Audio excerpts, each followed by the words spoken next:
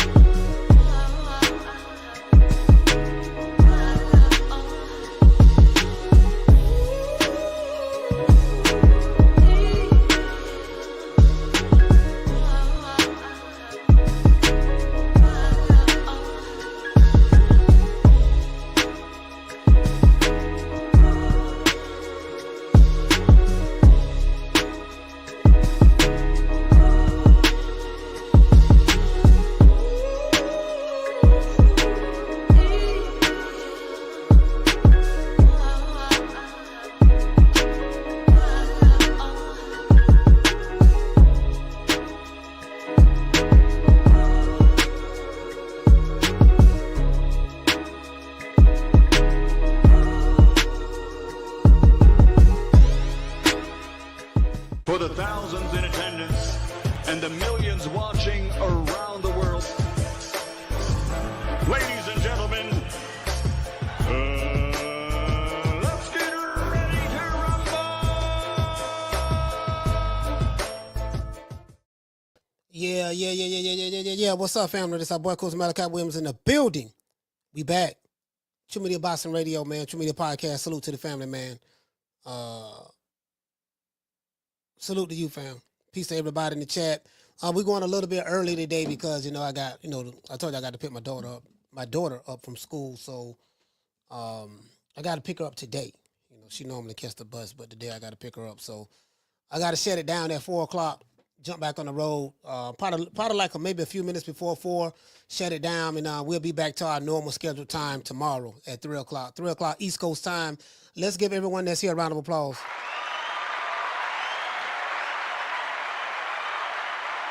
We'll have a lot of people watch this show in the replay. Like on the replay, they'll watch the show in the replay and stuff like that. Because I know they used to me coming on at a certain time. I've been coming on at the same time for 4 years now. I think April, either March. I think April this year. In 2 months, 2 months to be 4 years that I've been going live. 2 months to be 4 years I've been going live. You get what I'm saying? So I've been, going live at the same time for 4 years. I just realized that. Like, for real, though. So, it is what it is. I ain't really, again, like, I'm going to do a deep dive into this tomorrow. Tomorrow's show going to be show enough. Tomorrow's show going to be show enough. I can promise you that. But I say all that to say this. So, everybody know that Canelo fighting William Skull. Don't nobody know who the hell William Skull is, but I'll let y'all know who he is. Also, shout out to Derek Chisora. Derek Chisora beat doggone big Odo Wallin. I kind of wish I would have went live for that fight because, it was live. It looked like it was sold out. I think the O2 Arena hold like 20,000 people, and I think 20,000 sold out. They support Derek Chisora, and like just to look at the contrast and fans. Like, Derek Chisora is so loved and respected in the UK that even though he have double-digit losses, they still come out and see him. Even though they know he's very limited, even though they know, goddamn it, when he get to the second half of the fight, he just throwing haymakers. He throwing wide overhand rights and stuff like that. You get what I'm saying? I say, man, this motherfucker, they love Del Boy though. And another thing, shout out to the Eagles. I did pick the Eagles to beat Kansas City Chiefs.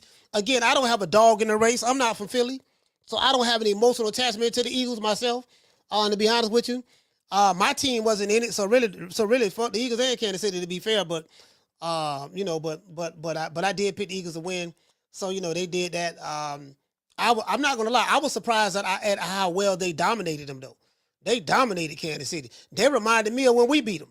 See, they took a page out of that Tampa Bay playbook when we caught their ass in the Super Bowl about 4 years ago, you know what I mean? They thought it was sweet, and they came over here, man, thinking everything was showing up. Think about what about 4 years ago, something like that. They thought it was sweet. We had that D-line. We was on his ass. Every time he dropped back, every time Patrick Mahomes dropped back, he was running for his life.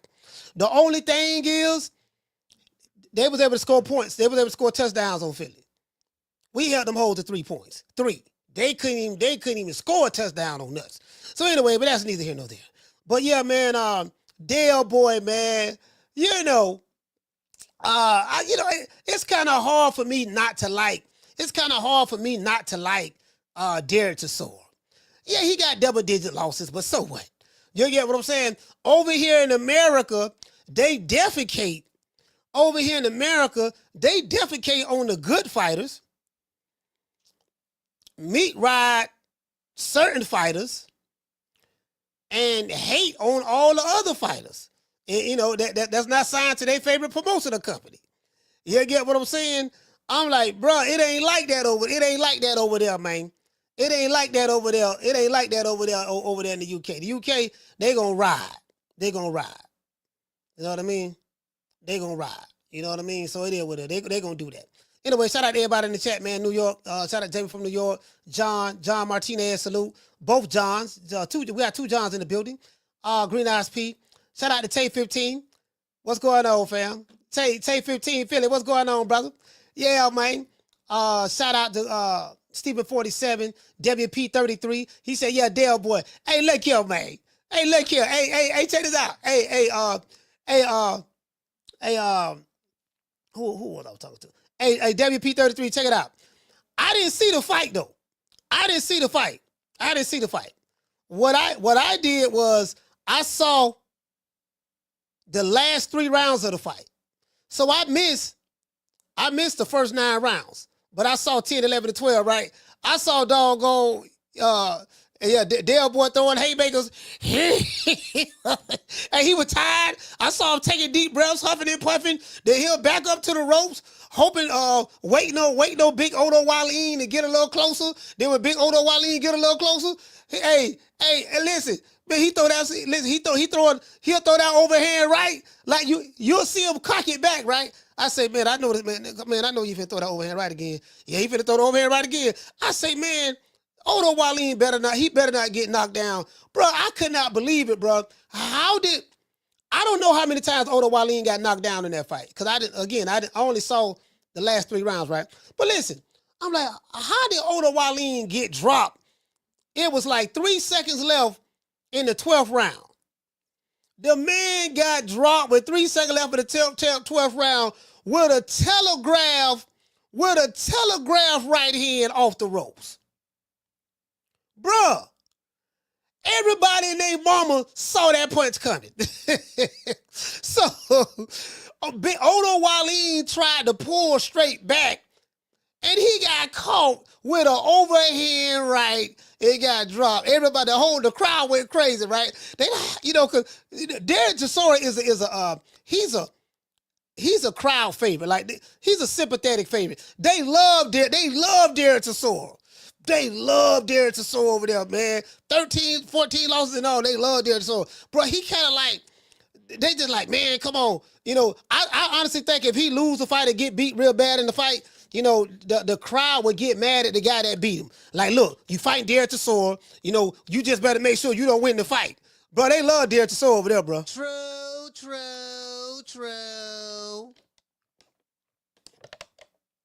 Shit, over here, all these motherfuckers do. You get what I'm saying?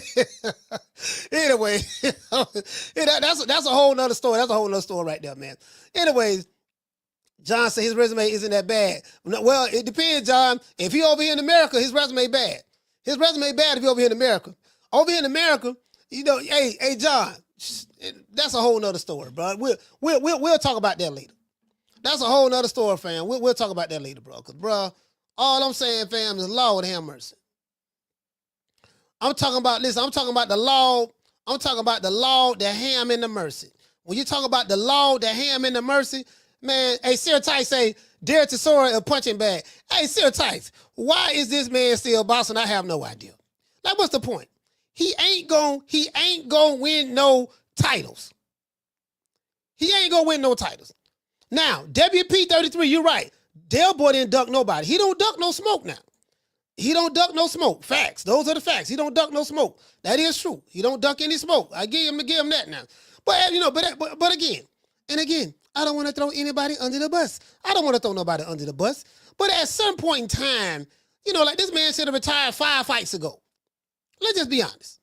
5 fights ago, he should have retired. He don't need to be fighting no more tough competition. I wouldn't mind. Y'all, I'm on early today, man. I'm on early today just for the day. I wouldn't mind if he just fought a bunch of tomato cans. Shout out to doggone Bruce Gas. Del Boy, you know what? I'm in favor of him just fighting tomato cans from this point forward. Look here, dog. Your best days was behind you 7 years ago. Then what we gonna do, dog? We gonna do you a favor. Cause I don't want to see you get hurt. We gonna put you in there with a whole bunch of tomato cans. Listen, I got hog head cheese over here. He said he want to smoke. Pork chop Willie over there too. I got hog head cheese and pork chop Willie. Them gonna be your next 2 fights. Show that big nut's gonna be waiting in the cut. You get what I'm saying? If you get by hog head cheese and pork chop Willie, I got show that big nuts hanging in the cut right there. So that's gonna be your next 3 fights. True. What you say, Ray? You say, did you consider Wilder a can? Yeah, right now, yes. Wilder's a can right now. Wilder is a can. Right now, he is. You know what I mean? He's a can right now. What he says, we don't believe. At this point in his career, he's a can. Wilder's a can at this point in his career. You know what I mean? Like, you put him in there, you can, listen, Wilder, we need to put Wilder in there with Derek Chisora. Put Wilder in there with Derek Chisora. Put Wilder in there with Anthony Joshua. Yeah, get what I'm saying? At this point, he's a can. He a can right now. He definitely can.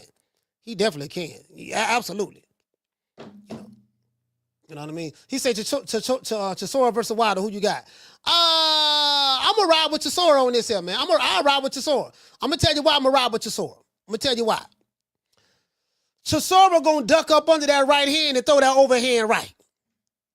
I think Wilder gonna be doing this. Wilder gonna be, because Chisora ain't gonna sit there and let him try to throw the punch straight at him. Chisora gonna be feinting, and then right when Wilder get ready to throw the right hand, he gonna dip his head down and come with an overhand right with a windmill punch. You get what I'm saying? True. And Wilder chinny. Wilder is chinny too. He chinny. So he chinny. Now Del Boy, the punching bag, that is true. He old right now, stuff like that. That is true now. He about 40, 41, somewhere up in there. But I tell you what, he not chinny though. He not chinny. Wilder chinny. And Wilder got them skinny legs. He's chinny and he got skinny legs. He can hit one time with that overhand right, knock his equilibrium off. Ain't no telling what's gonna happen. I'm gonna have to, hey, Wilder and Chisora, you know what I mean? Throwing, you get what I'm saying? I have to ride with Del Boy on that, though. Cause like for real though. Now, if you'd asked me that question about a few years ago, I would have said Wilder. But at this stage in their career,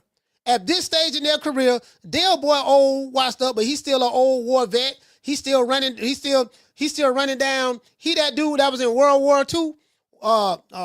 Del Boy was that dude that he fought in World War II, right? And he was running down. He was running on the beach. He was running on the beach, running towards the Germans. You get what I'm saying? At that time, and old war hat.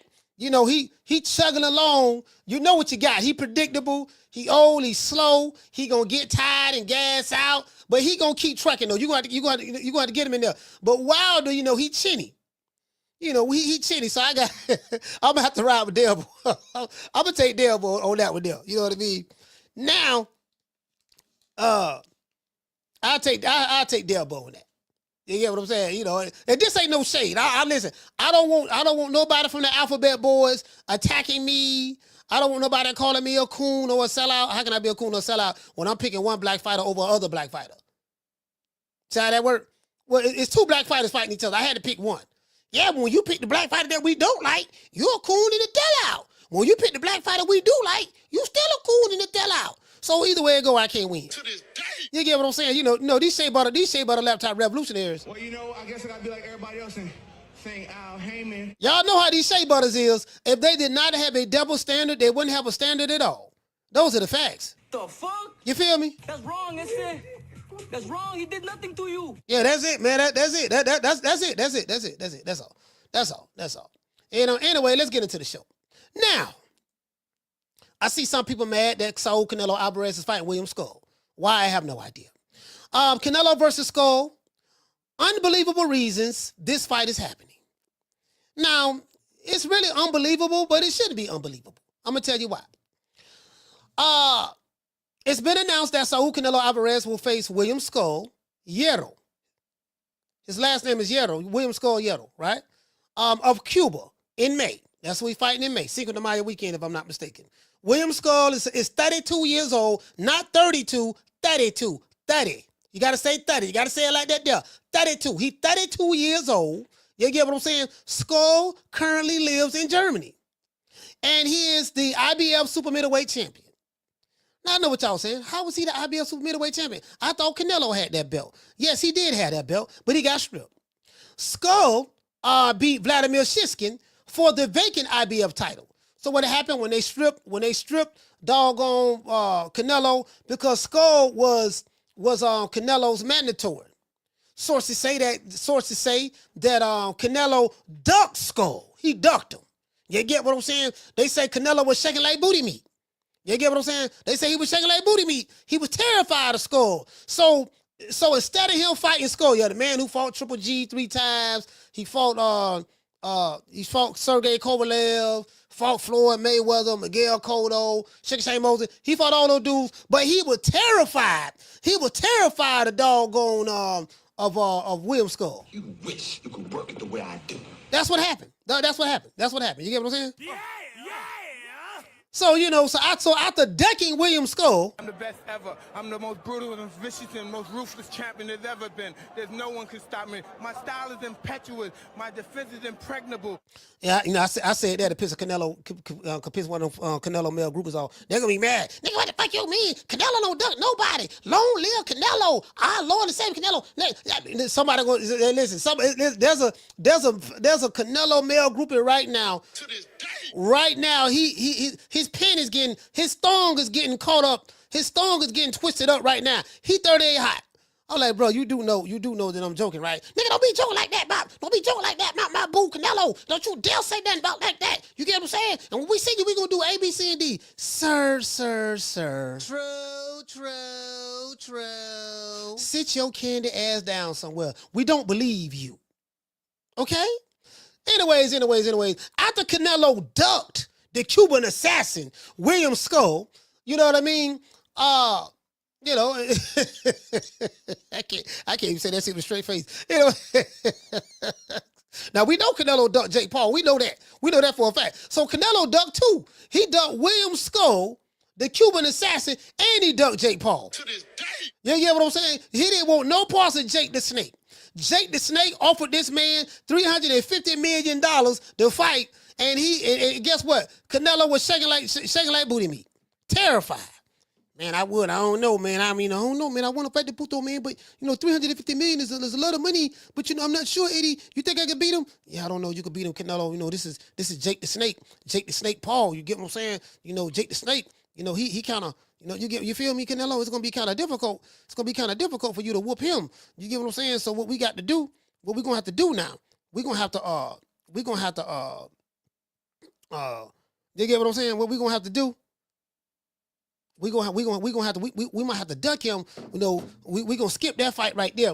We're going to go back over here with the Sheik because, Jake the Snake, we saw what he did to Mike Tyson.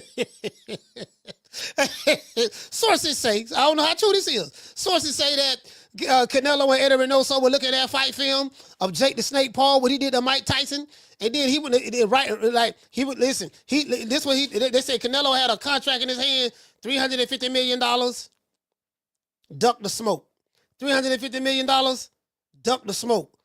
$350 for one fight to fight Jake the Snake, or I can duck him. And they say that he ducked him. That's what they say. You know what I mean? So it is what it is. So Jake the Snake. Hey, you know what? It's gonna be so fool running around right now. Yeah, man, Canelo ducked Jake Paul, man. You get what I'm saying? Man, Jake ain't nothing to be messed up with. You saw what Jake did to Mike Tyson. He carried Mike Tyson. He could have knocked him out. He didn't want to do him like that. Just imagine what he would do to Canelo. Oh, there's some niggas right now. Hey, shout out to AJ Planet. Hey, AJ Planet, check this out. There's some diehard Jake Paul fans right now. They running around like, yeah, man, Canelo. Like, I could talk to some Jake Paul fans right now. I'd be like, yeah, man, Jake Paul, man, I'm trying to tell you, man, he good, man. He saw what he did to Mike Tyson. Like, yeah, man, you know, Mike was the youngest undisputed heavyweight champion of the world. Did you know that?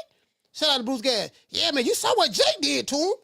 Jake really kind of took it easy on him. But just imagine what he would have did to Canelo. Canelo did right by ducking him. If you saw how Jake Paul knocked out Nate Robinson. You saw how Jake Paul knocked out Tyrone Woodley. What you think he would have did to Canelo? Canelo ain't never been hit like that. You get what I'm saying? So, bro, that's a whole. Hey, Round West say, a 10-year-old kid gonna tell me Canelo ducked Jake Paul. Hey, that's who gonna tell you. Hey, Round One, that's who gonna tell you. It's gonna be them 10-year-old kids. I didn't tell you, fam. This is a true story. I had a next door neighbor, right? They moved. They live in Virginia now. They live in Virginia now because the husband was in the military. So I think he worked for the FBI or something now. Yeah, so they moved, right? But they had 3 boys. The oldest boy was like 11 or 12 years old. I think he was either 11. He was either 11 or 12, something like that. And, you know, he subscribed to the channel, and he know I got a Boston podcast. So him and my kids is out there playing and stuff right there in the backyard. And him and, all three 3 boys and then my 2 kids, they was out in the backyard playing. And he was like, yeah, was on the patio. And he was like, yeah, he said, yeah, have you ever heard, he said, what do you think about Jake Paul? Have you ever heard of Jake Paul? And I say, and his eyes lit up, bro. His eyes lit up. He had that like that little glossy look in his eyes, like happy. And I saw the look in his eyes, right? And my first impression was, Jake Paul, Jake Paul trash. He ain't no real fighter. Jake Paul ain't no real fighter. That man trash. You get what I'm saying? So, but I saw the look in his eyes, right? I said, man, I ain't gonna break the man hard like that. I said, yeah, I seen Jake Paul. Jake Paul, all right. He said, no, man, Jake Paul, that's my favorite fighter. You saw what he did to Tyrone Woodley. He knocked out Tyrone Woodley. And you go, yeah, you saw what he did to Nate Wright. He was telling me, he running Jake Paul resume down to me. 12 years old, the man running Jake Paul resume down to me. I had to turn my head, right? I said, you know what? If he was 13, I'd let him have it. But by him being 12, if he was 13, I had to let him know that Santa Claus ain't real. But because he's 12, I say, you know what? He 12 now, so I'm gonna stall him out because he's 12. But if he was 13, I would just had to tell him, man, Jake Paul trash, man. True. But I love the kids. I don't want to break the little kid heart. You know what I mean? I don't want to break his heart. You know what I mean? You feel me? Y'all remember that song by Rap Transplant? You know what I mean? I gotta do what I gotta do and break his heart. Though I love the kids, I know that the best thing is for me to tell them that Jake Paul is trash. I want to tell him that, but I ain't want to hurt the kid. I say, man, if I'd have told him Jake Paul was trash, that man would have ran home crying, man. Then I would have had to deal with his dad and his mama. I ain't want to go through that. You get what I'm saying? So I just went on ahead and said, all right, man, yeah, I'm like, yeah, Jake, all right. Anyways, so. Now this fight right here with I think Skull, Canelo and Skull, right? I told you guys Skull had fought. He beat Vladimir Shishkin. Some people felt that Vladimir Shishkin won the fight. I didn't see the fight. I'm not gonna lie to you, so I don't know whether he won or lost. I didn't see it. You get what I'm saying? I'm just being honest with you. But no one knows who the hell William Skull is in boxing. Nobody know who the hell him motherfucker is. Outside of Germany, they don't even know him in Cuba. You know what I mean? They barely know him in Cuba because he's been in Germany so long. But so the sources say he speaks Spanish and German. Sources say, right? And a little bit of English, just a little bit. You know what I mean? From what I've learned about Skull has an extensive amateur record, which most of those guys who come out of Cuba, they do. They have an extensive amateur background, right? This fight is next for Canelo. And it is for the IBF strap because this is the guy who fought for the vacant IBF title after Canelo got stripped of it. You get what I'm saying? He got stripped because he ducked William Skull the first time. He ducked him the first time instead of fighting him. He chose to fight. He chose to take an easy fight and fight doggone the Puerto Rican assassin Edgar Berlanga. To this day. True.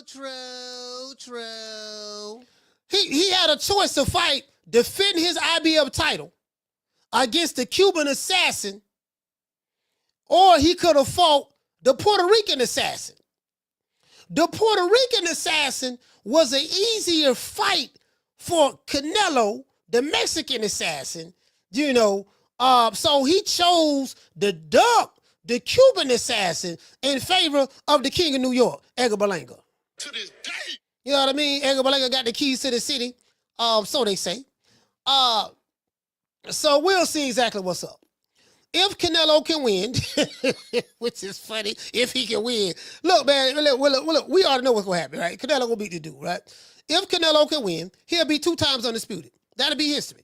This feat would make the Crawford fight that much bigger in September. Will William Skull pull off the upset? No. True. We'll find out in May on the Riyadh season fight card in Saudi Arabia. Today's show is sponsored by the one and only, my sponsor. Today's show is sponsored by Foster's Barbershop, 1923 West Main Street, Tampa, Florida. If you're in the city, you're looking for a haircut, go to Foster's Barbershop in West Tampa on Main Street, the street that I lived on for a long time, for like 14 years of my life. So shout out to Foster's Barbershop. You can book an appointment on Bookski. That's on BOOKSKY, Bookski.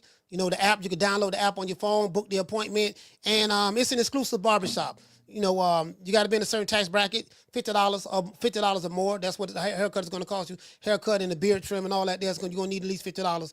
And they take deposits when you book the account. When you book the haircut, they take a deposit right then. They take $25 deposit. Just let you know right there. You know what I mean? So it is what it is. We very transparent over here. You can't get the merchandise on. Oh yeah, I got all kind of hats too right now, man. So I'll send the hats out myself. I'll show you the merchandise I have here. And let's give everybody in the chat a round of applause. If you want to get the merchandise, please go to coachmalachi.store. And shout out to the people, man. We'll catch a lot of people on the replay on this show because I have started early today.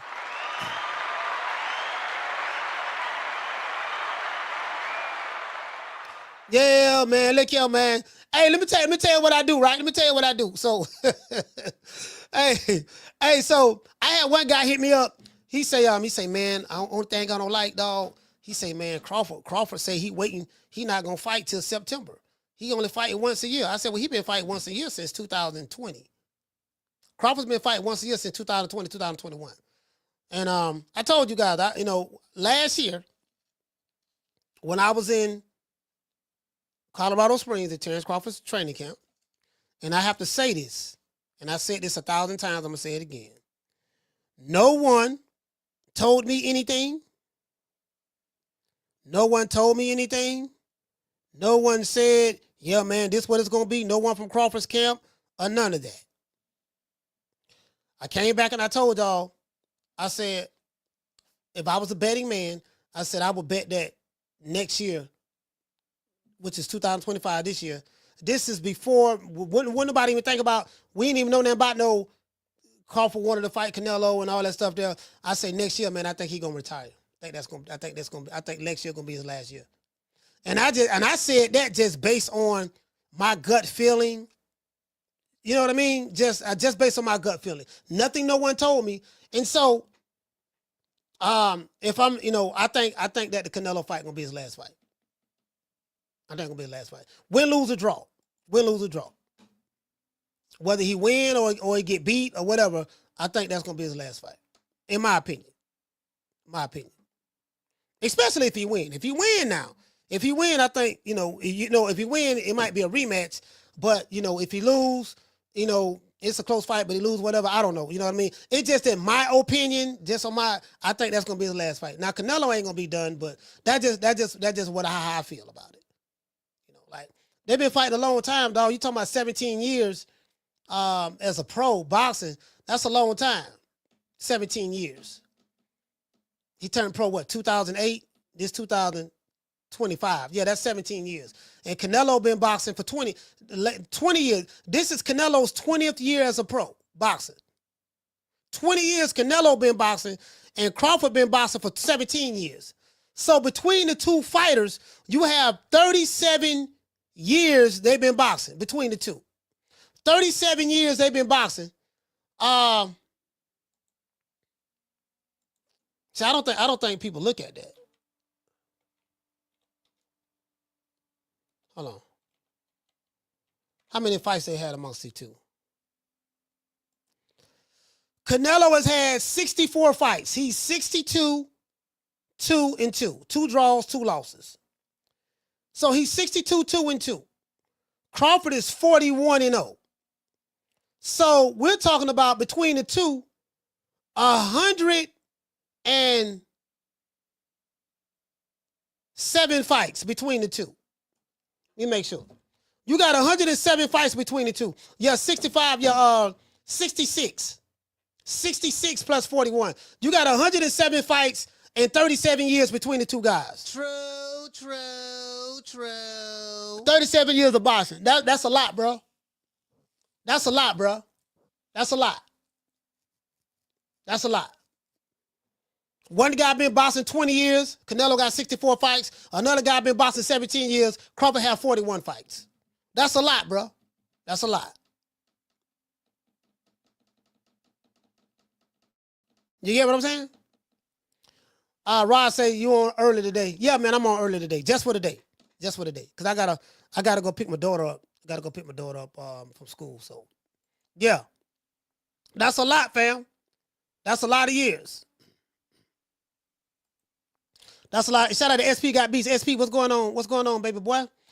SP, what's going on? Hey, you know what? That's what my homeboy. I got a homeboy named Outlaw, right? Outlaw. His name Craig Outlaw, right? That was his favorite word. Yeah, baby boy. What's up, baby boy? Baby boy, you all right, baby boy? Baby boy, everything good? Everything kosher, baby boy? Everything kosher? You all right, baby boy? Baby boy. Shout out to G-Mac. G-Mac, what's going on, fam? He say 17 years of fighting is a very long time. Definitely a lot. 20 years is very long. The body is hot. Yeah, I mean, you know, you get what I'm saying, G-Mac? You know, like, at this stage in the career, you know, you don't know. You know what I mean? You don't know. So, you don't know. You get what I'm saying? At this stage in their career. And then Crawford will be 38 in September. September, like like the third week of September, something like that. And Canelo will be, 35? Canelo will be, 35 and... Yeah, he's 34 right now. He'll be 35 in June. So Canelo will be 35 in June. Crawford will be 38 in September. So you got a 35-year-old versus a 38-year-old when they fight. Canelo going to be on his 67th fight as a pro when they fight. Crawford going to be on his 41st fight. So, on his 42nd fight. So, when he fight Canelo, that's going to be the 42nd fight of his career. And when Canelo fight Crawford, that's going to be the 68th fight of his career. Because right now he got 66. And when he beat William Skull, that's going to be 67.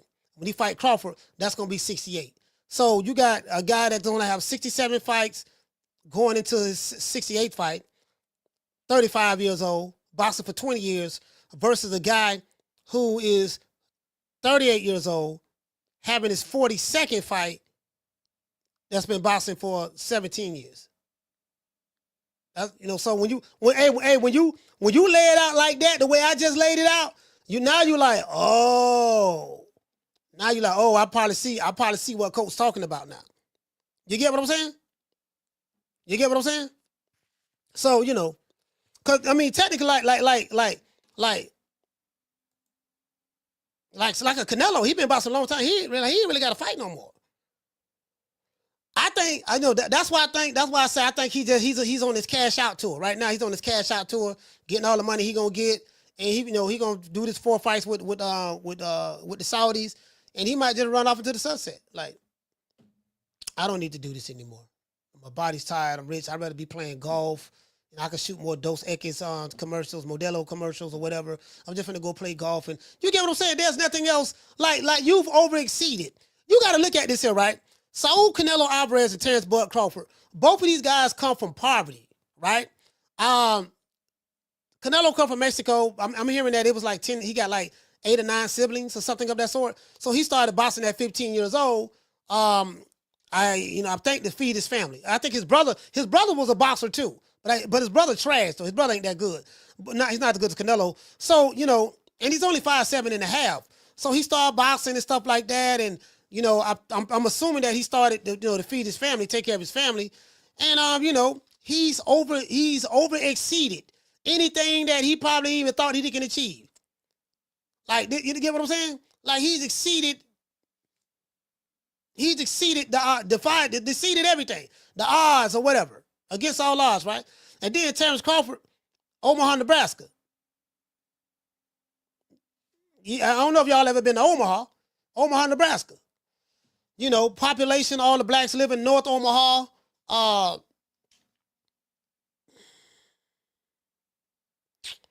don't know what the race relations like in Omaha like that, to be fair. I mean, I heard it was bad in the past, but I don't know what it is like right now. But slim, dark-skinned black man, you got the dark skin, you know what I'm saying, from your own people. Slim, dark-skinned dude from Omaha, Nebraska, just a bad kid, was running with the gangs in there because they got Bloods and Crips in Omaha, got shot in the head, drove himself to the hospital, mother was really, really hard on him, stuff like that. No one thought that he would be the guy he is today. No one thought that. No, you can't see that. You can't see that. He's still with the same team. He didn't fire he had opportunities. Like he could have been even bigger if he would have just left Omaha and just stayed in Vegas and let somebody like Floyd Mayweather or just be in Vegas and let them dudes train him and stuff like that. He could have got a whole lot more popularity. No, he say, no, I ain't moving to no big city. I'm staying right here and I'm keeping my same team with me. He started out with Saul. Y'all don't know. Saul is the short Mexican trainer. That's his Mexican trainer right there. Saul is the one that worked with Bud on working on inside fighting. He the one that, because he used to spar Bud. But he teach him, he show him all the like little trap counters and stuff on the inside fighting. Saul. He got 3 trainers. You got him, you got Coach Red from Chicago. He moved from Chicago to Omaha. And then you got Bomac. He with that same team.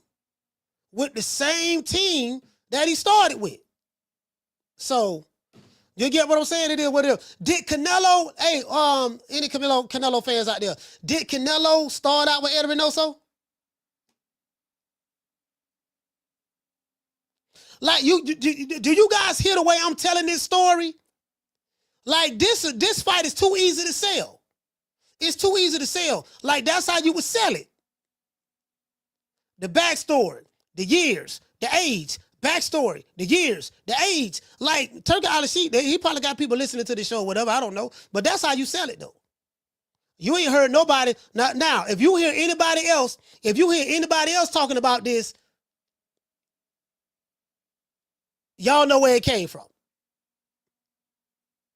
Because I don't hear no other content creator breaking it down the way I just broke it down. Breaking it down the way I just broke it down. You get what I'm saying? You don't hear nobody talking about it like that, looking at it from that perspective. You got dudes talking about, I hate Crawford because he black. He don't deserve to get in the ring with Canelo and all that stuff there. So you got those guys.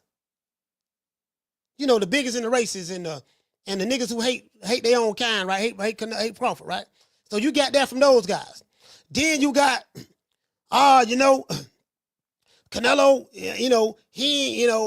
he need to be fighting such and such. Canelo ain't fighting the David Benavidez, which he ain't gonna fight him. This and that, and yada, yada, yada. So you got both fighters got their share of haters. Canelo got people who hate him and love him. Crawford got people who hate him and love him. He probably get more hate than love, though. Canelo get more love than hate. You get what I'm saying? So, but no one has brought it. No one has no one has brought it from that perspective. You get what I'm saying? So,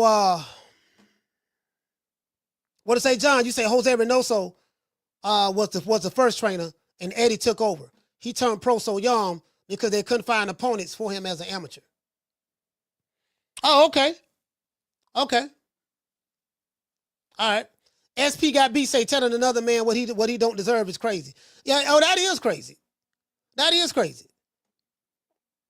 SP, as I said, fam, how can you, a guy who has a bro, it's funny, bro. It's funny. It's just funny, fam. It's funny.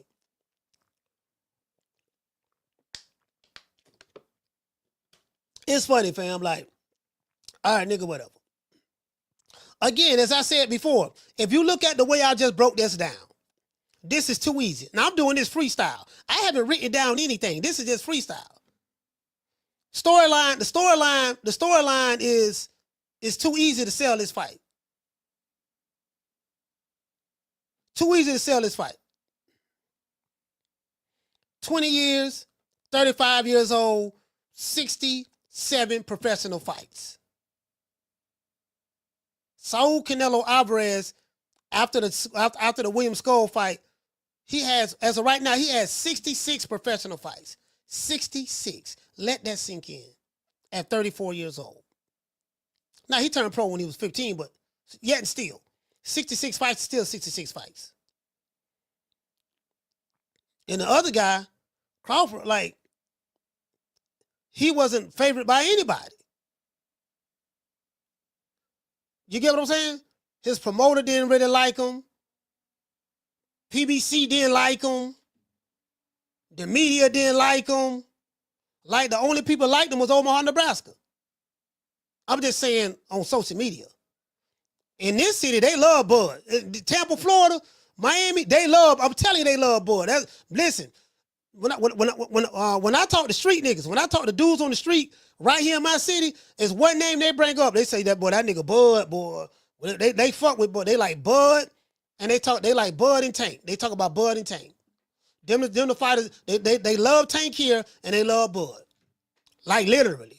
When I go into barbershops, now when I go into the Dominican and Puerto Rican barbershops, they more so Canelo. They more so Canelo, stuff like that. They talk about Tank, they talk about Crawford a little bit, but really more so Canelo.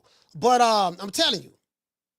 But but this city here, state, whatever, they love Terrence Crawford. I'm telling you. They love him here. They love him and Tank.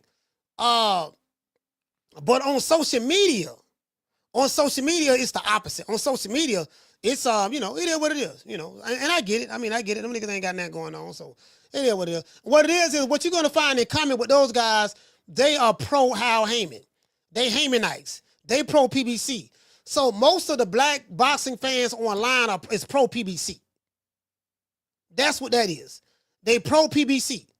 You get what I'm saying? So the pro PBC guys, they don't like Canelo neither.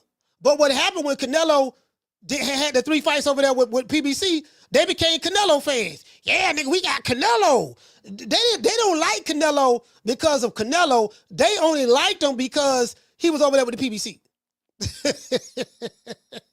he was over there with the PBC. So he was over there with the PBC. So now Canelo don't left. Now Canelo left. Yeah, man, see what I'm saying? You know what I'm talking about? Yeah, man, I'm about, Canelo this and Canelo that. And you get what I'm saying? So now they back on I hate Canelo again. True. Shout out to Moeezy.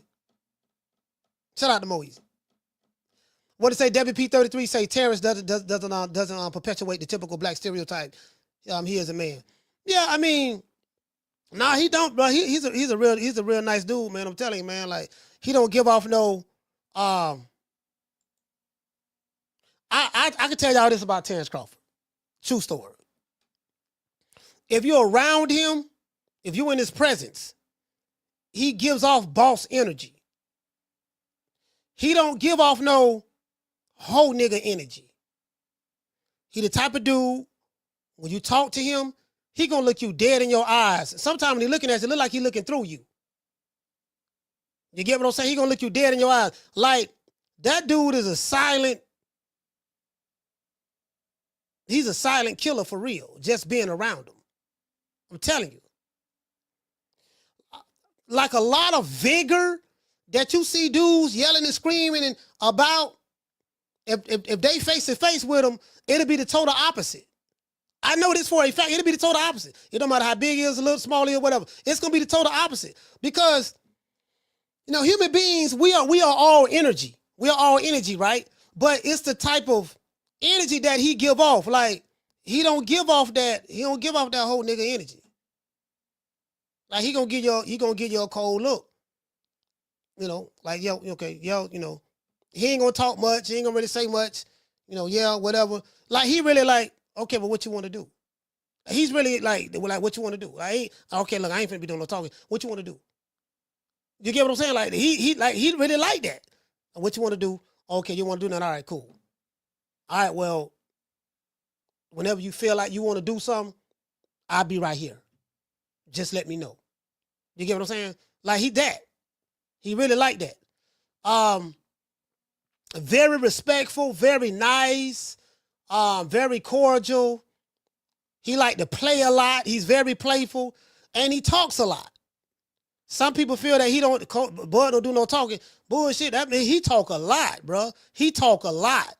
It's just that, you know, when you're around, you know, you get what I'm saying? Like, he around certain people, he ain't gonna say nothing. Like, if he out in public, he ain't gonna really say much or nothing. He ain't gonna really say that much. But you gonna feel his energy. But that's Omaha, Nebraska. But guess what though? Omaha, Nebraska is like that. It ain't just Bud. Omaha, Nebraska is like that. Them dudes in Omaha, they don't really do much. They ain't doing much talking. Omaha, they got a different energy over there. Like them dudes, them street cats in Omaha, they got a different energy over there. They not with all that. So it ain't just Bud. That's how I met several of those brothers over there in Omaha. They like that, bro. Like, all of them are like that. They like that. Like, yeah, you know what I mean? And they with it. They damn sure with it now. They with it. They with it. You got to run that shit, fuck with them niggas. You got to run that shit. I'm telling you, you got to run it. Like, you know what I mean? Like, you gonna have to run that shit, fuck with them niggas. I'm telling you. They ain't running nowhere. It's a small city, but boy, they gonna bump. they gonna bump. They gonna get it down.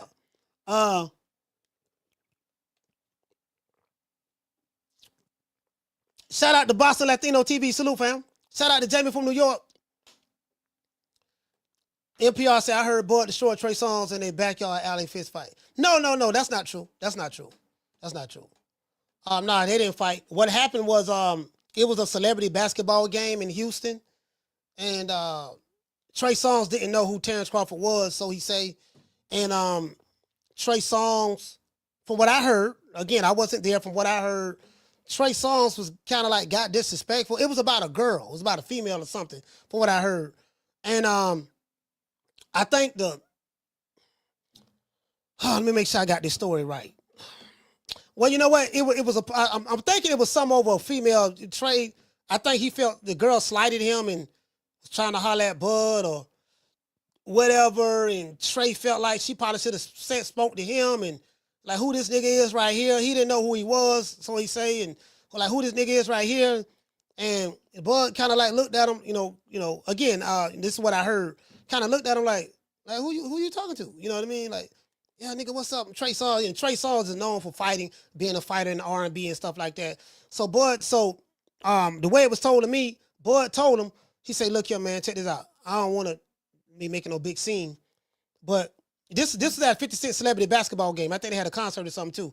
He say, I can promise you this. If you go back here in this back door with me, in this room over here with me, I can promise you that the only person they're going to hear screaming is you. They're going to hear you screaming back there. That's what I heard. They told him. And then, again, I wasn't there, but this is what I heard. And they say 50 Cent kind of like stepped in and it was like letting Trey Songz know, like, man, Trey, you don't want it with him. This Bud Crawford. You don't want it with him. Like, 50 was the one that, you know, from what I heard. Again, I wasn't there. 50 was the one that told Trey, look, dog, you don't want it with him, dog. Like he dead serious about that. Like, he gonna have you screaming for real back there. You know what I mean? And then they kind of like, I think they say Trey was kind of saucy a little bit. He kind of like came to his senses. You get what I'm saying? So true. They say they kind of like came to his senses after that.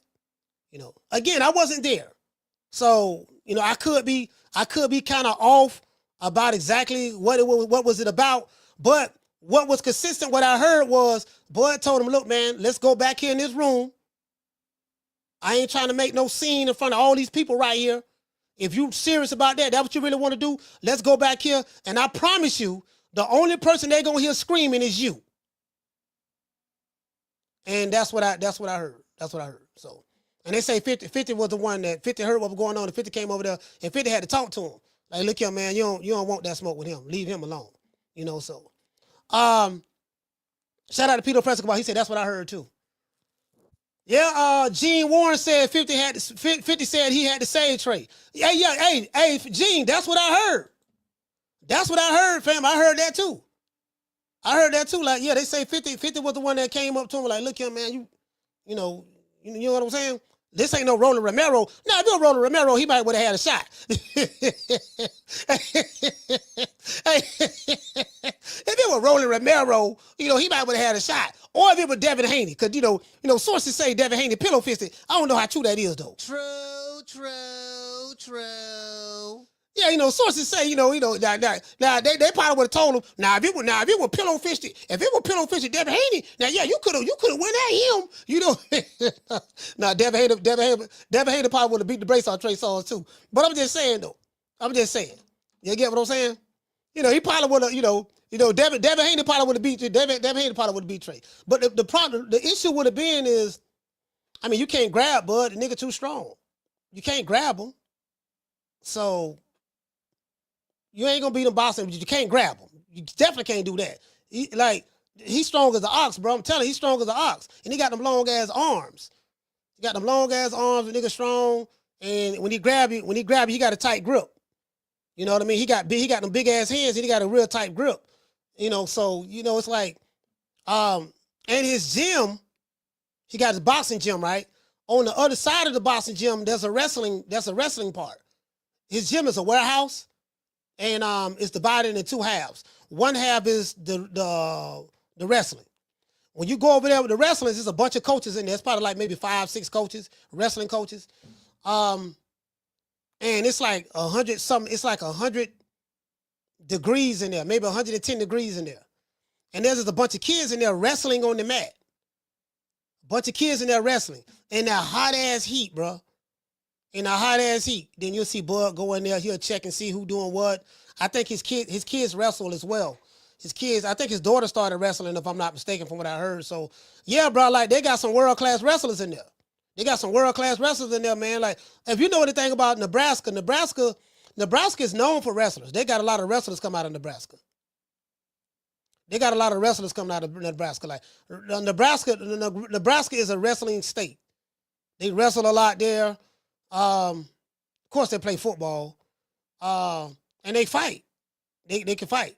It's not known for like boxing like that, like a Vegas or California or New York, stuff like that. But no, it's a small city, so that's all them niggas do: wrestle, fight, and throw hands. That's it. You get what I'm saying? Shout out to John. He said, I bet TC would have won national championship as a wrestler. I think he did win some trophies. I think he did win some trophies as a wrestler. I'm not sure. I'm not sure, but I think he did. Hey, what you say? WP say, I don't know, coach. Remember the carnage, remember the carnival footage via Devin. Hey, where WP at? WP say, I don't know, coach. Remember the carnival footage via Devin Haney. He said him and two of his boys could knock out one Migo. Hey, man, look here, man. Hey, WP. Boy, that made Devin Haney look bad, dog. Man, y'all don't jump the dude. Y'all couldn't get the dude on the ground. Hey, y'all couldn't get this dude on the ground?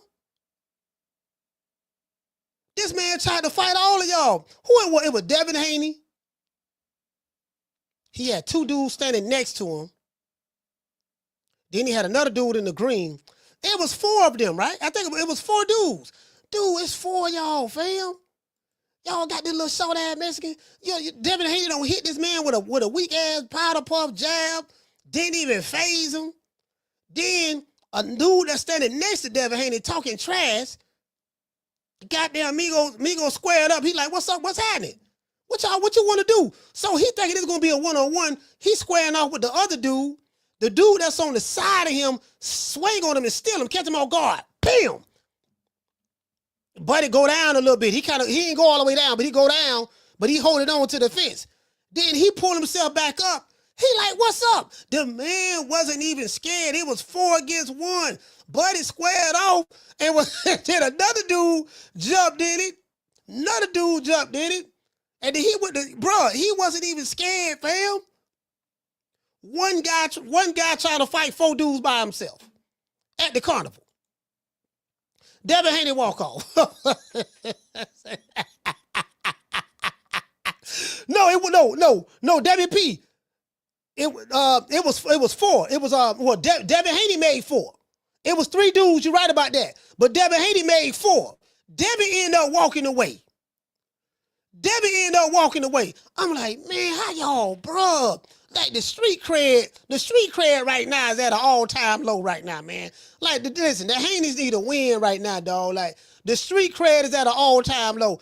Y'all jumping dudes at the fair. Ryan Garcia thing got popped with Ostrin, but yeah, he still dropped it 3 times, broke his jaw, already broke his jaw. I'm like, man, god damn, dog. You had the lawsuit going on. Bro, just right now, they need a win this year, dog. They need a win this year. I'm rooting for Devin Haney. I hope Devin Haney can beat Ryan Garcia in the second. I hope he can, dog. Because if he loses, it's over. If he loses, it's over. It's over, dog. I'm telling you. If he loses, it's over. It's over. Yeah, it's over. Yeah, if he loses, it's a wrap. It's a wrap. Yeah, because he got hit 3 times. Devin Haney swung at him. I think he hit him with a powder puff. Dude head didn't even go back. Then the dude on Devin Haney left kind of hit him. Then Migo squared off with the dude on the left of Devin Haney. Then the dude on the right of Devin Haney swung on him and almost dropped him. He kind of went down. He didn't hit the ground, though. He held himself up on the fence and pulled himself back up. Then when he tried to square off with him, another dude just jumped in it.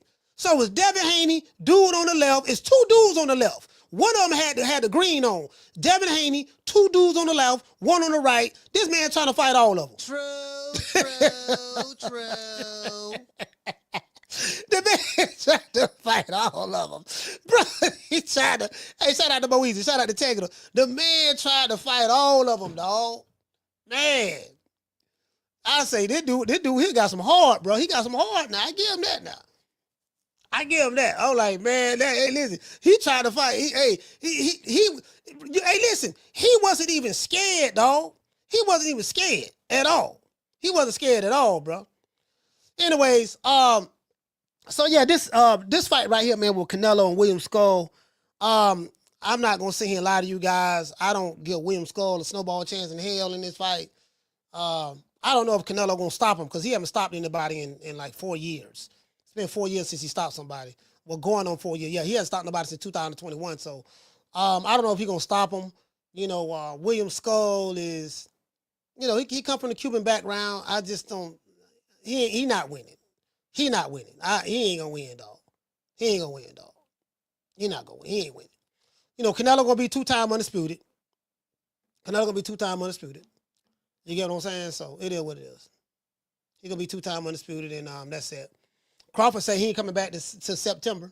So that kind of even more confirms with me that yeah, this is gonna be his last year. Remember, I told y'all that last August when I came back from Omaha, when I came back from LA, I said, yeah, I think next year that's gonna be it. Then now that the Canelo fight is done, yeah, I think next year. I think this year he done. You know what I mean? So that's a lot. Again, that's a lot. That's a lot.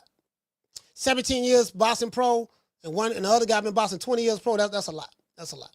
That's a lot. That's a lot, bro. Over 40 fights, that's a lot. Both guys, Canelo gonna be 2-time undisputed once he beat this guy. So you got 2-time undisputed versus 2-time undisputed. You know, two pound for pound fighters fighting each other. You know, one guy's acclimated to the weight, the other one is not, but that ain't no excuse. One guy been boxing for 20 years. He's going to have 67 fights by the time they fight. 35 years old, so he's old. Crawford going to be about 38 years old, so he old when they fight because his birthday is September, the same year they're going to fight each other. And that'll be his 42nd fight. So you got between the two, as I said before, that's going to be 107 fights. 107 fights? 67. Yeah, my bad. No. Yeah, 107 fights when they step into the ring. Not after. When they step into the ring, it's going to be 107 fights between the two. 35 and 38. 35 and 38. 20 years and 17 years. That's a lot. That's a lot.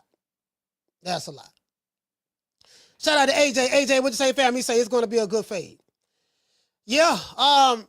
Both fighters, I think, it's going to be a hell of a fight. Well, which one you talking about? You talking about the William Skull?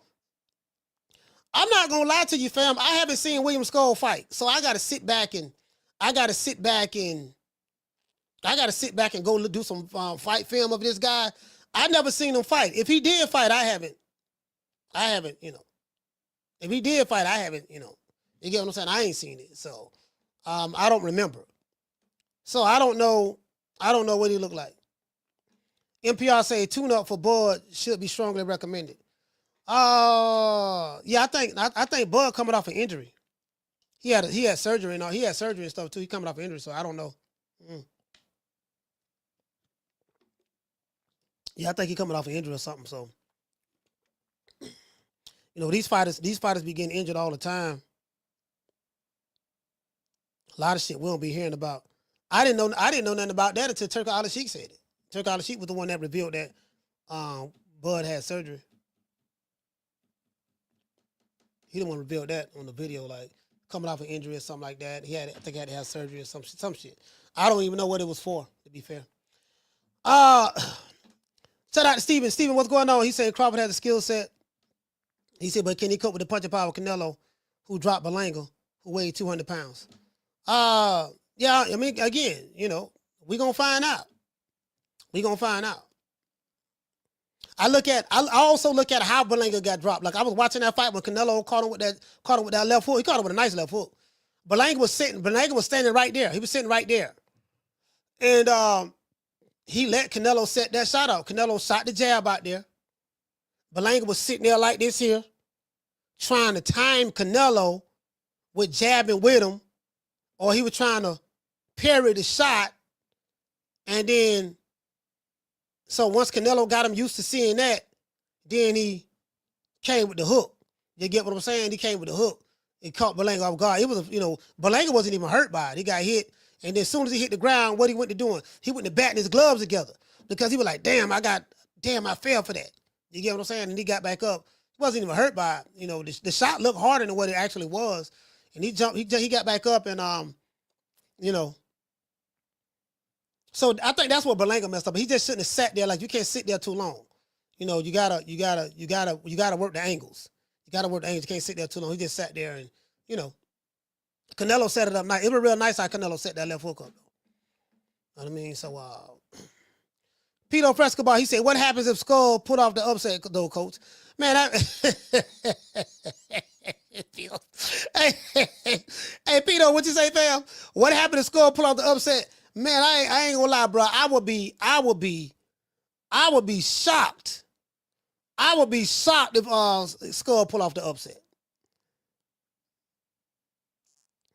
Bro, like I would be shocked. If William Skull pull off the upset, bro, I'd be like, I don't want to believe it, fam. I don't want to believe it. I'm not gonna, hey, Pito, I'm not gonna lie to you, dog. I don't see it. Yeah, I don't see it, though. I don't see it, though. But that man, listen, man, I don't see it. I'm not gonna say he's gonna get killed because Canelo, he hasn't been able to knock anyone out since 2021. So, but I just don't see him winning, bro. I just see him winning. I don't. John Martinez said you need good head movement to win against Canelo, like power or something. Skull doesn't have it. Nah, he ain't got it. He ain't got it. He don't have it. Skull, again, John, but I will be honest. I don't ever remember seeing William Skull fight before. So, I can't really say what he has and what he don't have. I can't say that, But hey, what to say? Victor say Bruno shot all of Tijuana. Yeah, he did do that. Now, where Vic at? Yeah, he did do that. But Canelo got a better chin than Jaime Munguia.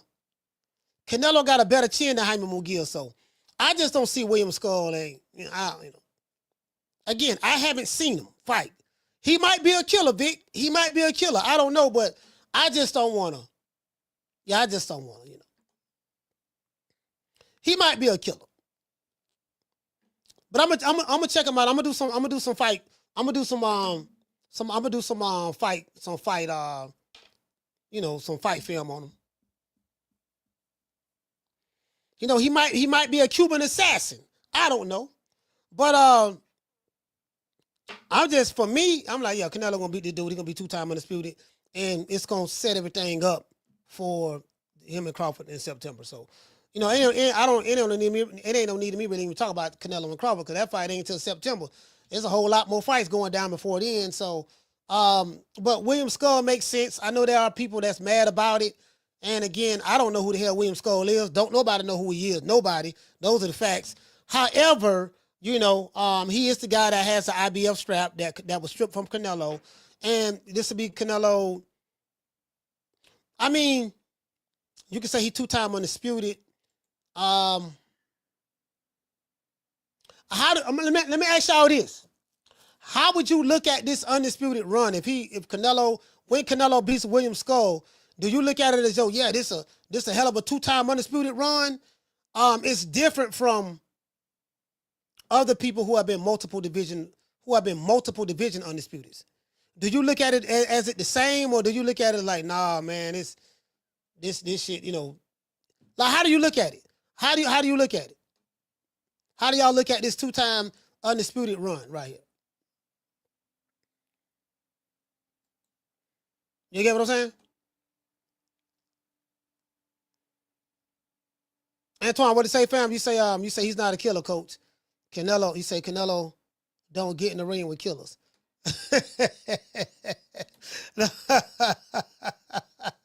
Nah, hey, you get what I'm saying? I'm like, we're gonna do a show on it. Like, how would you rank that? Because I remember when Devin Haney became undisputed. Devin Haney became undisputed at 135, and people was like, man, he fought George Kambosos. That undisputed really don't count. People were saying that. They were saying Devin Haney undisputed don't count because he fought George Kambosos. That came from Tank Davis fans though. Tank Davis fans, they hate Canelo. I mean, they're not Canelo. They hate Devin Haney. So when Devin Haney became undisputed, oh man, that don't count. That don't even count. He beat George Kambosos. But I'm like, fam.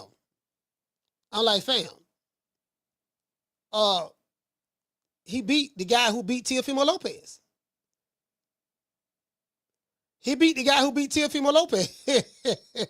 So, that's what I want to see.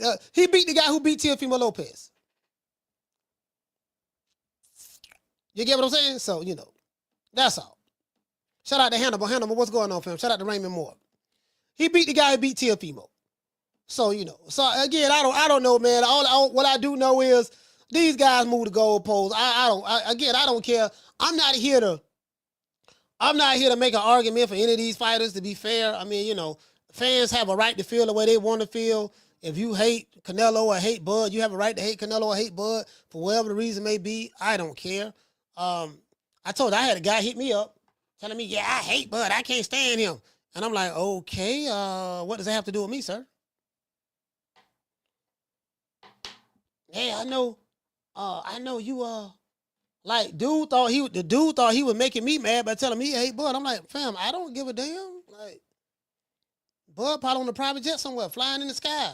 While you hate them or whatever. I don't know. Again, I don't care, fam. Like, you can hate who you want to hate. That's subjective to you. That's subjective to you. What did it say? Round one say, but Cambosa was a fluke champ. Though, bro got TKO by Loma and lost to Maxie Hughes, where was given that win. Yeah, listen, he might have been you can call him a fluke champ. He might have been a fluke champ, but he beat Teofimo. He beat Teofimo in New York. Now, Teofimo said he was from New York. What Teofimo supposed to be from? Brooklyn? Ain't Teofimo from Brooklyn?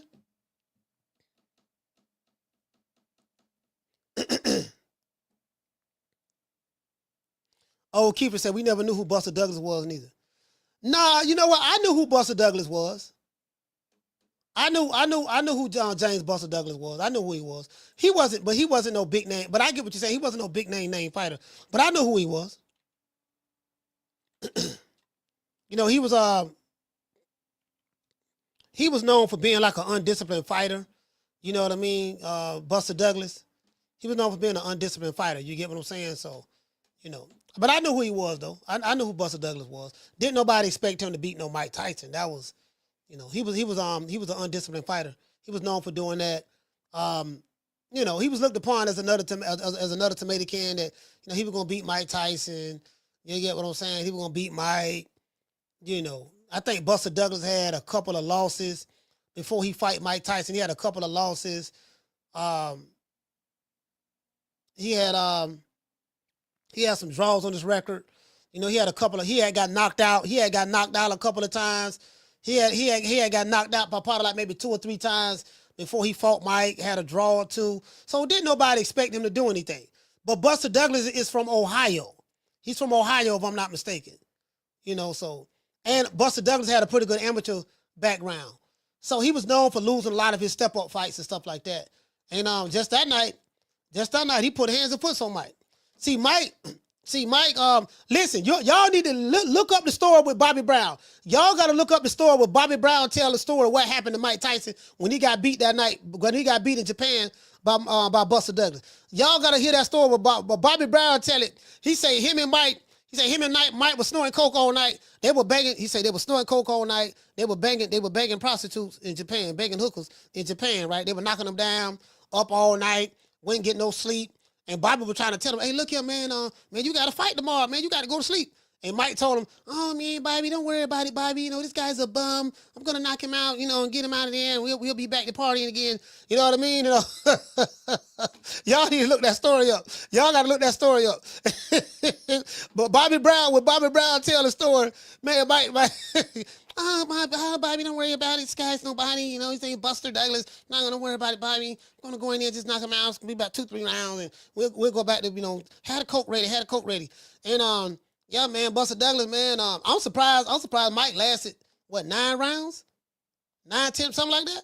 I'm surprised he lasted that long with Buster. Shit, nigga up on coke all night, ain't had no sleep.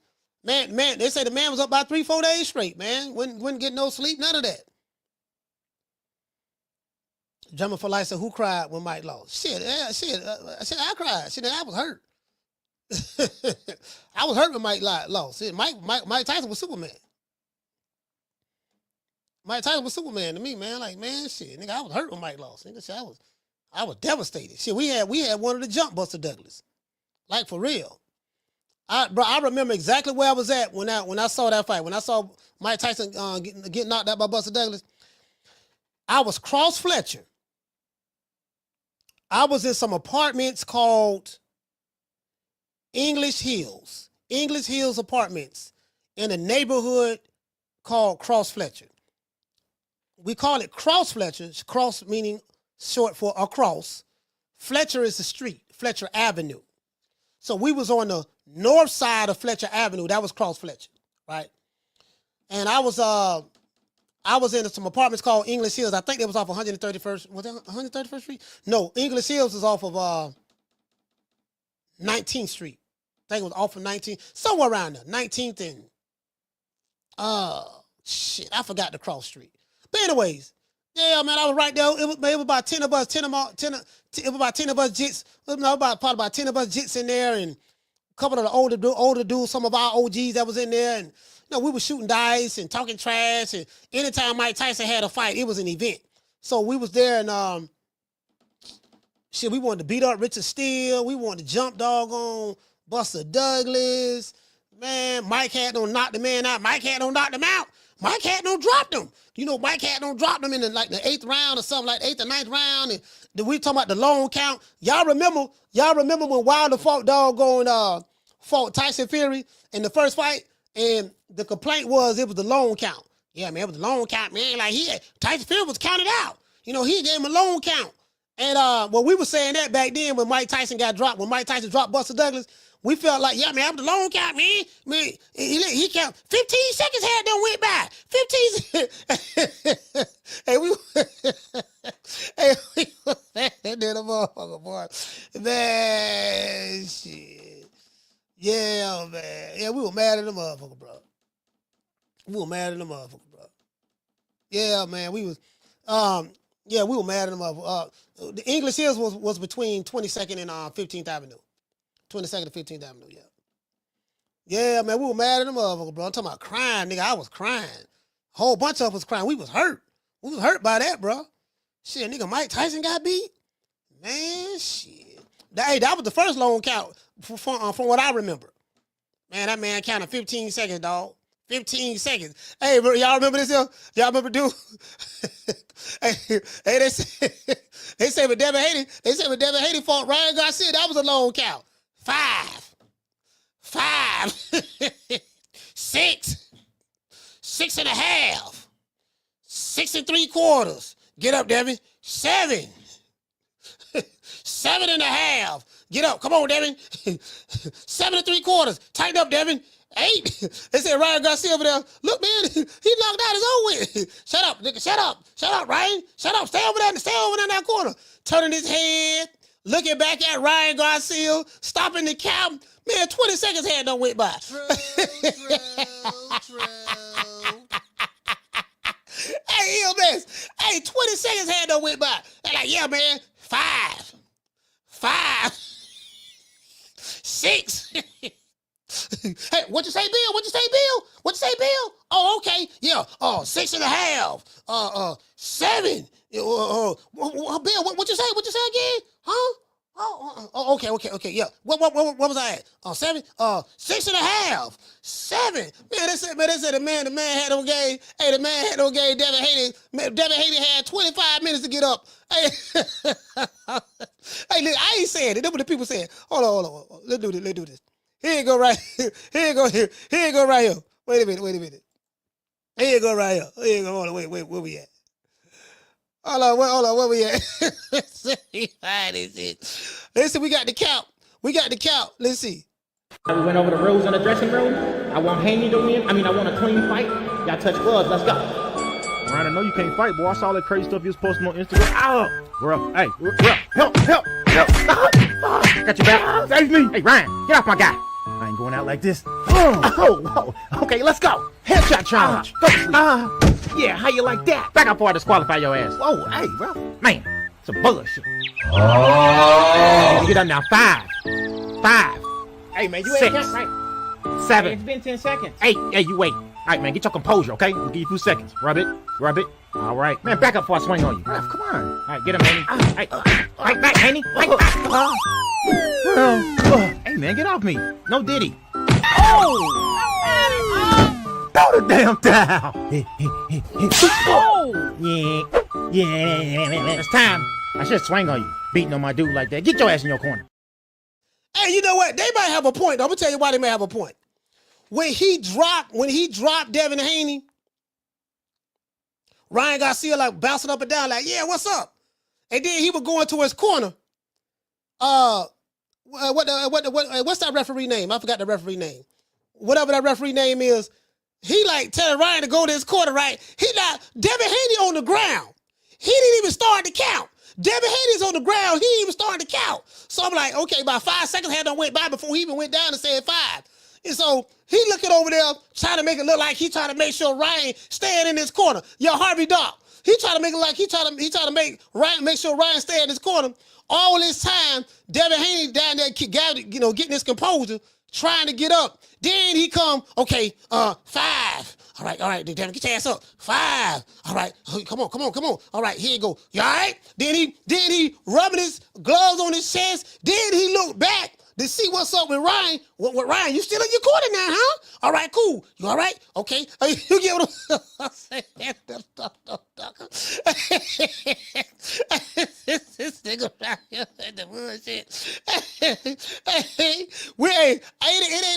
ain't no telling what the alpha, it ain't no telling what, because I think the referee count, and then I think you got somebody on the outside doing the count as well on the outside of the ring. So, man, sources say, I don't know how true it is. Sources say Dollar Bill had no slipped a couple of $100, had no slip the people, had to slip the people a couple of $100, a couple stacks. He sent them some envelopes. I don't know how true it is. I don't know how true it is now. But what he say? He said you love to hate Devin. No, I ain't hate no Devin. I was trying to make a point. I was trying to make a point about the loan count.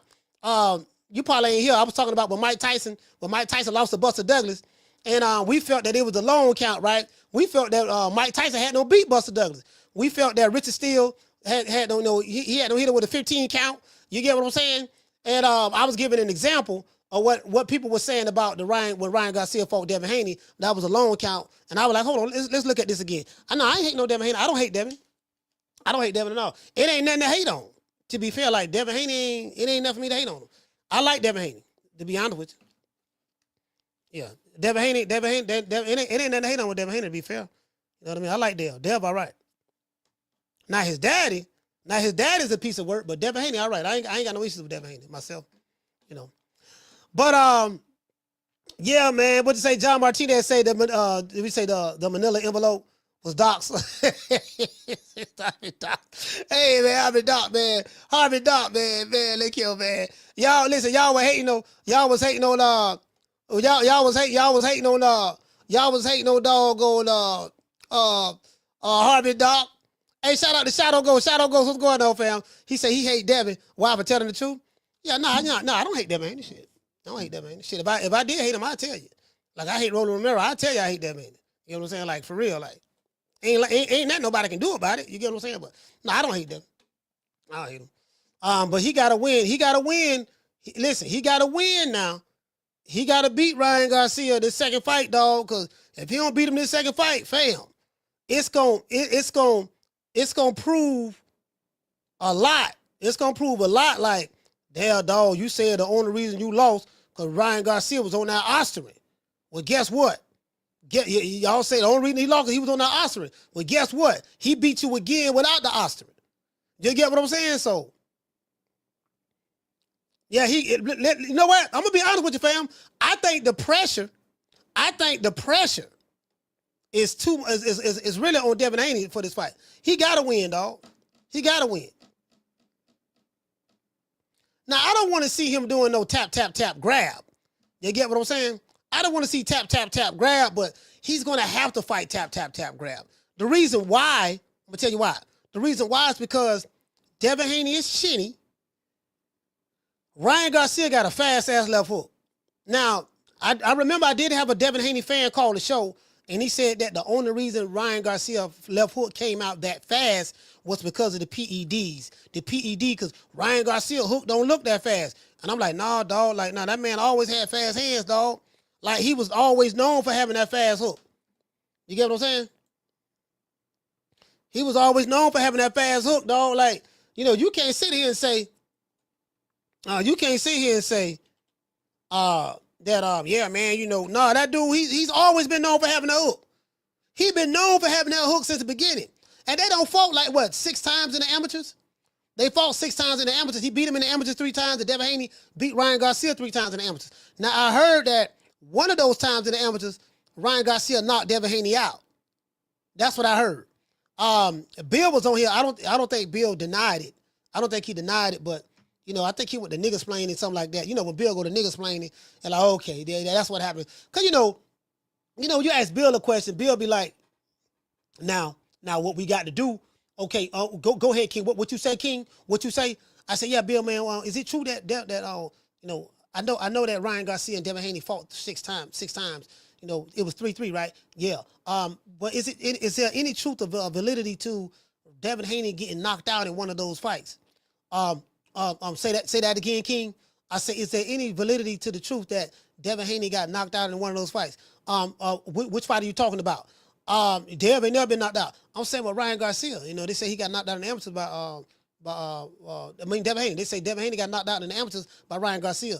Well, it depends on what you mean by knock out. You get what I'm saying? Like, if you're saying that Dev was hit and he was unconscious on the mat, then no, that didn't happen. But so it depends. So if you asking that, then yeah, that means no, he didn't get knocked out. You get what I'm saying? And what we got to do, King, is we gotta stop pushing these narratives. You dig? Because see, when you are a black father and you have a black son and you pushing positivity and and you trying to get rid of the negative stereotypes that come from being in the hood, and like with me, right? Even when I did time, I made it a purpose for me to be in my children's lives. So now I have 2 of my kids that play tennis, and then Dev was the one. He was the one that didn't have to go through what I went through, and I'm like, man, this nigga here, man. True. Oh man. True. Hey, shout out to Foodie. Hey, Foodie. I'm like, man, I know this nigga here, man. Come on, man. This man finna be going around here, man. God damn, Bill, I just asked you one simple question, dog. Like, why you gotta go all around the world? Like, we trying to figure out, I'm just asking a simple question. And, now see, what you got to realize is, see, when you pushing the P, see, I was talking to Foodie, right? In Oakland, we was in Oakland. I was talking to Foodie, you dig? And what I was saying was, I was explaining to Foodie that how we do it in Deep East Oakland, when we pushing the P, the P stands for principle.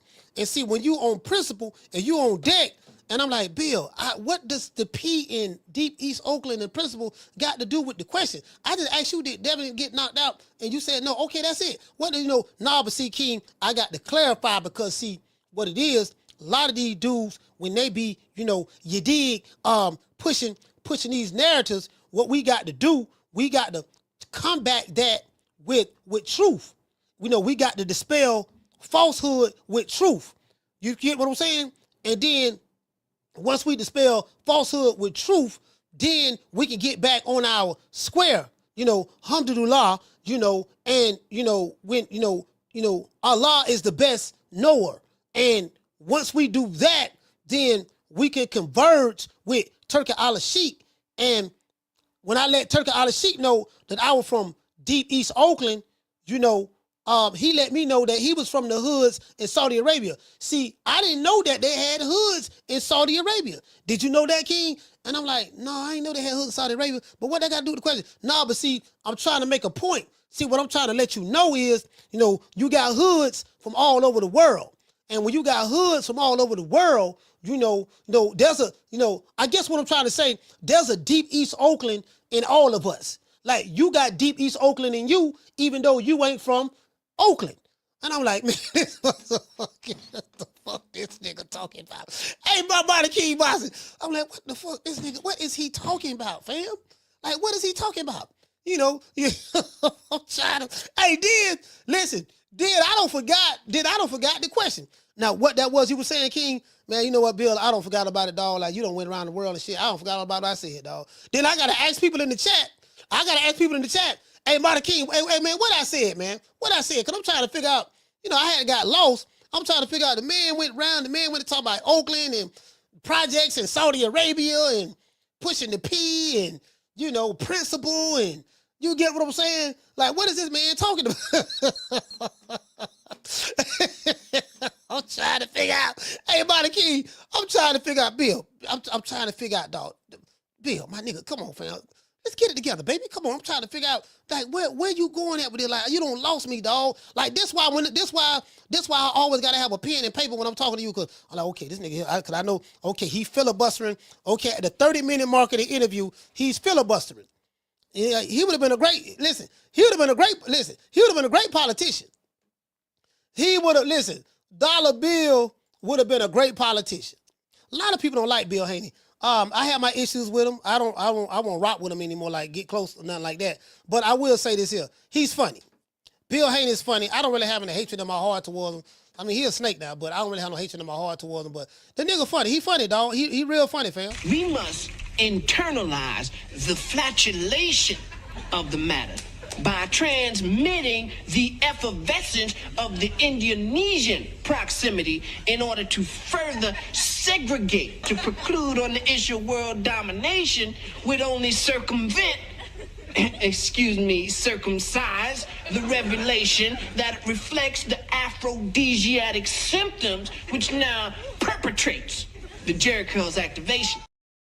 Man, I'm like, man, nigga talking about perpetrating the Jerry Curl's activation. You know, my baby mama got arthritis in her pinky toe. My cousin got a fractured kneecap and, you know. Hey, check this out. This is a true story, right? True story. Always trust your instincts. I listen again. I don't want to throw anybody under the bus. I don't want to throw nobody under the bus, so I ain't gonna say no names, and I'm gonna try to be as vague as possible. But I'm gonna just say this: somebody hit me up, and they wanted some cheese, Fetty Wap, Canelo, right? And they were like, "Okay, man. Well, you know, I tell you what, dog." Yeah, man, I know it is what it is, man. I'm gonna get you right next time. And, you know, I'm like, damn, dog. Look, man, look. I got what I owe you. This a homeboy. Well, old, I ain't gonna say a homeboy. Yeah, old homeboy of mine, right? Old friend, right? Yeah, I got what I owe you, dog. How much you got? Yeah, I got. I think he owed me like $300, $350, something like that. Come on by. I'll come by there, right? Nigga, by the time he told me he had my $350, and the time I went over there, the $350 went to $100. Man, damn, bruh. Ron O'Neal say, Coach trying to stay diplomatic with Bill, but you want Devin Haney to lose. What the fuck are you talking about? How am I trying to stay diplomatic with Bill? I don't give a fuck about Bill Haney, nigga. I'm trying to stay diplomatic with Bill, but want Devin Haney to lose. Yeah, bro. I think you totally misreading that. I don't give 25 fucks about Bill Haney, or give a fuck about a nigga who give a fuck about Bill Haney. Take that to the bank. Record that. Write it down. I don't give a fuck about that nigga. You know, or you if you give a fuck about him. Just want to throw that out there. Shit, I'm just letting that be known. Shit, I ain't got to be diplomatic for shit. These niggas don't pay me. I don't get no money from that nigga, so fuck him. And fuck any nigga down with him. True. Write that down. Remember that. Memorize that, Ron. But anyway, so by the time I get over there, the $350 the nigga owed me went to $100. I'm like, but damn, dog, you called me, told me you got my whole $350. Man, see, this what happened, right? He went to telling me about his cousin, and yeah, my cousin, dog. See, my cousin, you know, his car broke down, and what it was, I had, you know, at the last minute, and so I had to shot him a couple of dollars to get the car fixed, and you get what I'm saying, and he had to get to work and all that there, and he had to get to work and all that there. That's what my, I'm like, damn, but dog, my nigga, I was just on the phone with you. Literally, I was just on the phone with you. Matter of fact, it was the day before. I was just on the phone with you the day before. You told me that you had the $350. I said, look, I'll be there tomorrow in the morning. All right, cool, everything cool. What happened from the time I got off the phone with you that night till the time I got over there that morning? Like, what? You get what I'm saying? Like, what happened? Man, how old this happened that fast? How old this happened that fast? No, see what it is, dog. See, what happened was see, my cousin Bay was talking. His baby mama had them put sugar in his gas tank. You get what I'm saying? And he was driving the car down the street, and the car went to sputtering and stuff because she had them put the sugar in the gas tank. And so, but he didn't know it was sugar in the gas tank. The car went sputtering. And I'm like, so bro, he told me this whole, bro, let me tell you something. When a motherfucker owe you money, dog, and they go to telling you that sad story, I'm like, man. True.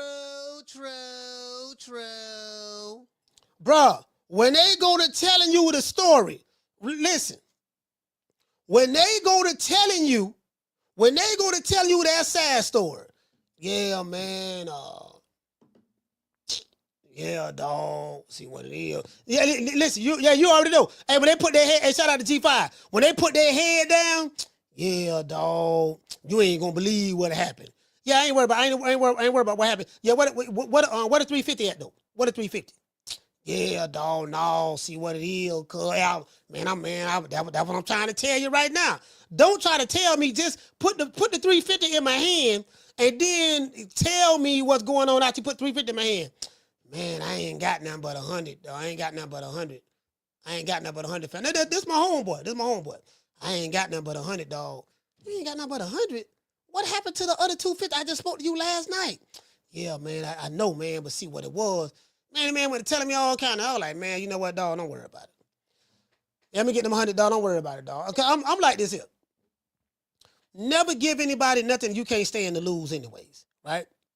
I fully expect, I'm going to be honest with you, I fully expect when I let a motherfucker borrow something, I fully expect I'm not going to get it back. I'm just being honest with you. The chances of me getting it back is slim to none. I like, yeah. You get what I'm saying? But sometimes you got to do that. Sometimes you got to do that to keep a motherfucker from asking you for something. Sometimes you either tell him no, or you say, no, I'm going to give him this here because he can't come back no more. You get what I'm saying? So it is what it is. And what it say, Braska Rod say, never get a dime from me ever again in life. Never. Yeah, now this is my partner now. Hey, shout out to Danny Ash. Hey, okay. Dropping that half for, damn, dub on your boy. Hey, Leroy. Super salute, fam. Received. Playtime's over, boy. What it say, Danny? You say keep cooking. Yeah, salute, brother. Down from the bar, there's a platform stage. People pimping, sharp as razor blades. Yeah, I be like, yeah, man, but y'all don't understand. Like sometimes that's a like, hey, dude, you know you're gonna need me again, right? You already know you're gonna need me again. You know you're gonna need me again. And listen, you gonna need me again. I already know, and you already know you can't come back. You can't come back. You know this. It ain't but one person I know that'll come back and try to borrow money from somebody when they know they owed you, right? And that's my aunt. My aunt passed away. I got an aunt named Dot. Her name was Dorothy Thomas, right? But she passed away. R.I.P. to Aunt Dot. But Aunt Dot was tight. She was tight. And my aunt was a lesbian too. You know, she was a lesbian. But my aunt, I didn't even know she was a lesbian either, because she wasn't out there like that. You know, but I ain't never seen her with no man, and I ain't found out when I got grown. Hey, man, Aunt Dot, I ain't know Aunt Dot was. So you mean that time we lived with Aunt Dot, before we went to the shelter for battered women and children? Oh, so I thought that was just her friend that was sleeping in the room with her. I didn't know that was. I was talking to my mama. This before my mama passed away. I was like, damn, I was like, yeah, I ain't even know that. I just thought that, because she had a 2-bedroom house. I was just under the impression that because me and you were sleeping in the other room. I didn't know that. Okay. I thought, you know what I mean? All this time, I didn't know that. Like, man, shit. Jamie said, Coach, last week my boy asked for $5. The next day asked me for 4 quarters. 4 quarters? Damn, that's crazy. That's crazy, man. Man, my Aunt Dot, boy, she'll borrow some money from you, bro, and get mad at you if you ask for the money back that she borrowed from you. I'm dead serious. True. My aunt will borrow money from you, get mad at you if you don't let her borrow the money that she asking you for. Then, now my aunt, she ain't got no kids. It was just her. She had no kids. She had her own house, her own. Guess what? My aunt had her own business. She had a janitorial service where she used to go clean up in different like corporate offices and stuff like that. She didn't want to pay her employees.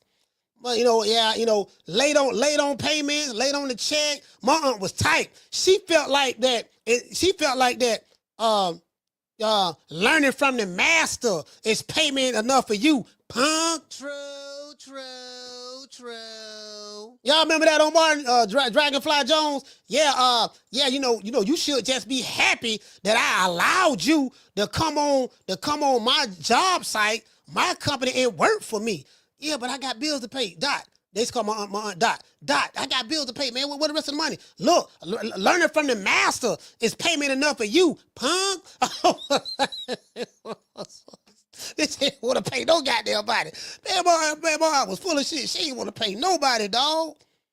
She ain't want to pay nobody. And then when you ask her for the money back that she owe you, she gonna catch an attitude. I know, goddamn, you mad at me about my money? Shout out to Tegger the GG. Tegger, my aunt got mad at me. This is a true story. My aunt owed my mama $40. My mama didn't play. She let my aunt Dot borrow $40, right? 6 months done went by. My mama still ain't got her $40. So one day, shout out to Miss Connie. So one day, my mama, I threw a birthday party for my mother, right? I think it was my mother's 48th birthday or something like that. So my aunt Dot was over there. So my mama and Dot got in an argument. My mama like, man, where my goddamn money at, Dot? I ain't trying to hear all that. Set aside. My mama, her and Aunt Dot ain't really get along that much, but, so my Aunt Dot going off with my mama going off on that Dot. Now, I don't side with my mama. No, man, damn that Dot. Damn that Aunt Dot. You ain't finna be trying my mama like that. You owe my mama her money, pay her money. You get what I'm saying? So they were arguing and stuff like that. So we had to ran out of ice or something of that sort. So my stepdaddy was like, man, I'm finna go get the ice. Dot said, no, don't worry about it. I'm finna get the ice. And so my Aunt Dot leave out the apartment. She going downstairs in the car. I'm following her downstairs, arguing with her on my mother's behalf. So she say, nephew, just be quiet and get in the car. Come on, let's go to the store and get some ice. So we driving to the store. I'm in her car, right? I'm arguing with her. I'm mad. I'm 17 years old at the time. Well, 17. I think I was 17 or 18. I was 18. I'm going off with my Aunt Dot. I say, Aunt Dot, I don't understand this. You have your own business. You have your own house. You don't have no kids. Your car paid for. Like, you got government contracts to clean out police stations, to clean out corporate office buildings. Like, why you always asking people for money? If anything, people should be able to ask you for money. You the one got the money. My aunt told me, she said, nephew, let me tell you something. Put you up on game. She said, you see what you just said? I said, what? The reason why I asked, why should I be asking for money when I got my own business and I got my own house and this and that? She said, everybody know that. She say, so what I do is I beat other people for asking me for money. See, when they know you got it or think you got it, they're going to always ask you. So what I do, I beat them asking. So I always borrow money and I ain't going to pay it back. Now, she paid it back every now and then. You get what I'm saying? So that's what she told me. She say she borrowed money because she beat other people from asking her for money. That's the reason why she did it. That's exactly what she told me, bro. And I'm like, that don't make no sense. She say, it make all the sense in the world, nephew. You just said that I got my own business. I have my own house. I ain't got no kids. And she had like 8 or 9 employees working for her. I'm a prime candidate for people to come up to and borrow money. You know how many people be asking me for money in the street? So she beat them asking. That's what she do. That's what she told me. True. That's what she told me. Literally. I'm dead at. That's what she told me. I was confused. I was like, that shit don't make no sense though. But then now that I think about it, I said, oh, okay. That shit don't make no sense.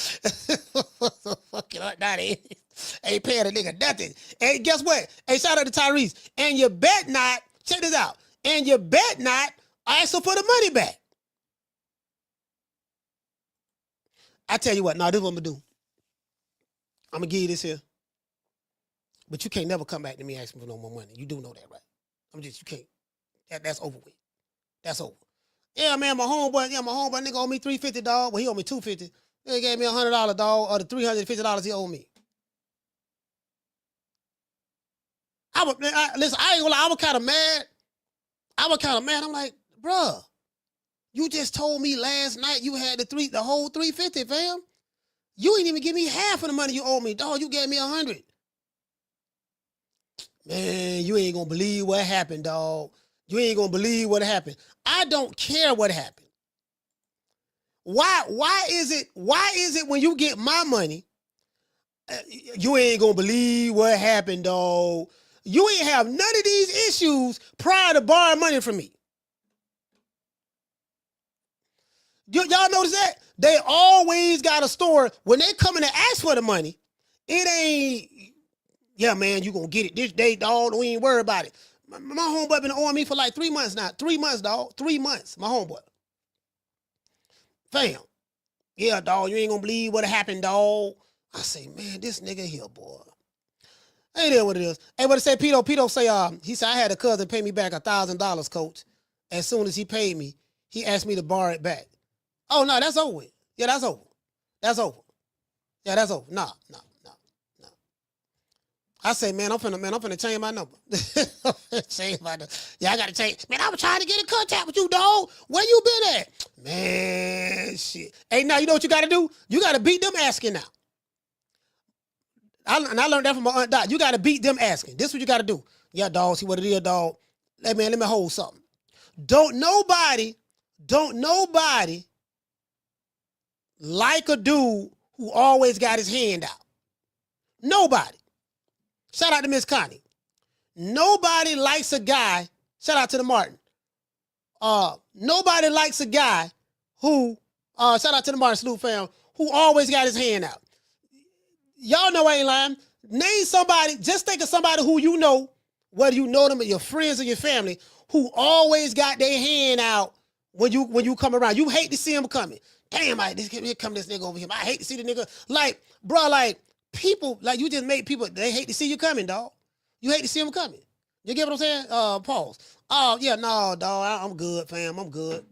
Shout out to Marty King by the Salute, fam. Hey, Marty King, you know I ain't lying. It's probably a dude right now you hate seeing coming. Shout out to Marty King Boston. Hey, okay. For becoming a member, man. Salute to you, fam. He been a member for a while, man. Salute, brother.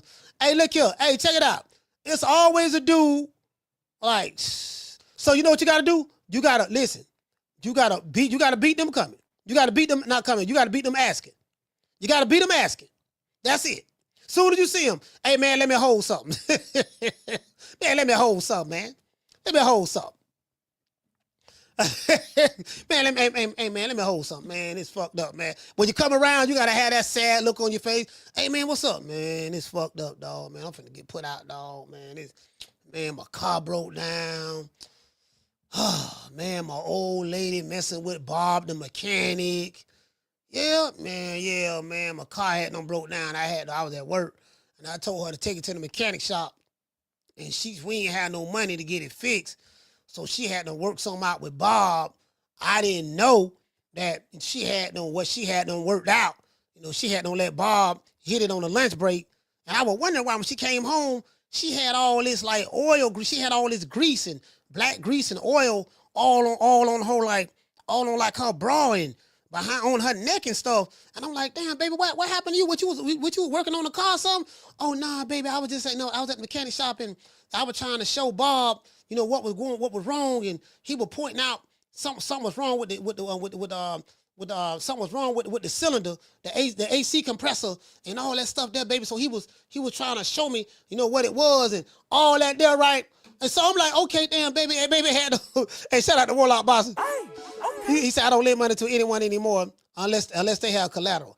I mean, hey, man, you know, hey, bro, that's the best way to go. Down from the bar, there's a platform stage. People pimping, sharp as razor blades. I was like, okay, damn. I'm like, damn, how come every time why you got all this oil and shit on you? You know what I'm saying? She had to work something out. They had to work something out. Hey, Miss Connie. I was like, damn, but why she got all this oil on her? Like, damn, what's going on? You get what I'm saying? Bob, she had to work something out with Bob. You know, a couple of payments. You know, it was a couple of payments. You know, she had to. You know what I mean? She had to do what she had to do. But baby, you know, I know you ain't had no money, and you had no borrowed money from such and such. And you know, he coming over here asking for the money that you borrowed that you can't pay back, and you know, the car broke down. It was inopportune time, and you know, my food stamps ain't came yet, baby. So you know, I ain't know when you told me you worked something out with Bob, you know, the mechanic Bob. I didn't know you were talking about that. Yeah, you know, I ain't want to tell you because I knew you were gonna be mad and upset.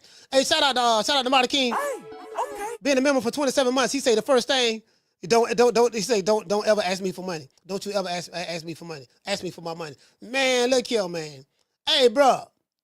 You get what I'm saying? Down from the bar, there's a platform stage. People pimping, sharp as razor blades. Yeah, man. Don't ever come by here. Okay? Yeah, man, we can't. You get what I'm saying? They be coming with the hand out. Hey, shout out to Foodie. They be coming with the hand out. I'm like, man, goddamn, she had no Bob, you know, debt paid. Yeah, you go to the mechanic shop, Bob smiling. Yeah, man, everything all right, man. You got remember, anytime your car get broke down, don't worry about it, dog. I got you. Hey, yeah, what's up, Bob? How your old lady doing?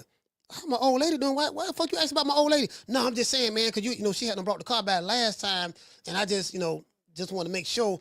Yeah, man, what's up, man? My old lady had oil stains all around her neck and on the back of her pants and on her bra and stuff. Like, how oil got on her bra? No, man, what it was hold on, wait, hold on, don't say that.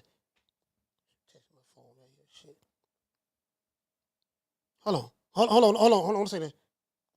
Now, what she say? Tell him that the oil stain came from showing me the AC compressor. Okay, hey man, what you reading, Bob? No, don't worry about it. No, what it was I was showing your old lady the AC compressor, what was wrong with the car, and what happened. The AC compressor, some of the AC fluid had them dripped into the engine. So I was trying to show her that, and I was just pointing it to her so she could see it. I wanted her to take a picture of it, but she didn't take a picture, and the oil kind of like, you know what I mean? But I'm like, no, it looked like she had like a smear print on the bra, like it was smeared, like a hand had on. Well, I'm thinking maybe some of the oil fell on, and she was trying to rub it off. You get what? She was trying to rub it off. She was trying to rub it off, dog. That's what it was, and you get what I'm saying? Yeah, but she had a big handprint on her ass, like a big oil handprint. You get what I'm saying? And it is what it is. Hey, man, I got to get ready to bounce, man. I got to go pick my daughter up from school. But hold on, we got another super chat. Shout out to the lovely Fistiano. Hey, okay. For dropping that half for bam, dub on your boy. Hey, Leroy. Super chat received. Playtime's over, boy. Fistiano say she want to hear some of that Snow Bunny love, so that's the least I can do before I bounce. See her eyes shining, she's my Snow Bunny, please. In the winter lights, too, she's my sweet Dr. Free. Talk to my nose, this lover's got is so raw. Make you move, stepping out of control. Turn it up, it's me against the light. Snow Bunny, moving on the car. Everything's alright, got that smooth, so feel. No, that's next to the law. With my Snow Bunny love, we're party about the night. See her eyes shining, she's my Snow Bunny, please. In the winter lights, too, she's my sweet Dr. Free. Talk to my nose, this lover's got is so raw. Make you move, stepping out of control. Turn it up, it's me against the light. Snow Bunny, moving on the bar. Everything's alright, got that smooth, so feel. No, that's next to the law. With my Snow Bunny love, we're party about the night. See her eyes shining, she's my Snow Bunny, please. In the winter lights, too, she's my sweet Dr. Free. Talk to my nose, this lover's got is so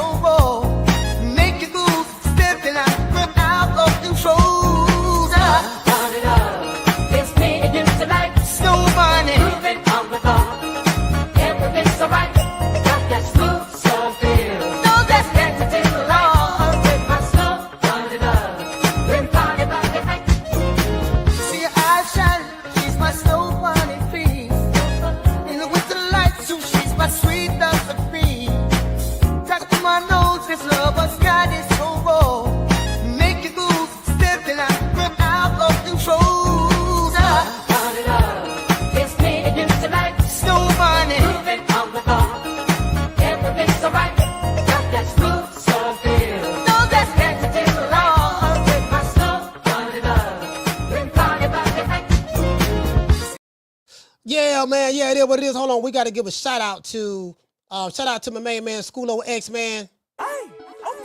For being a member for 29 months. Schoolo been with me for a while as well.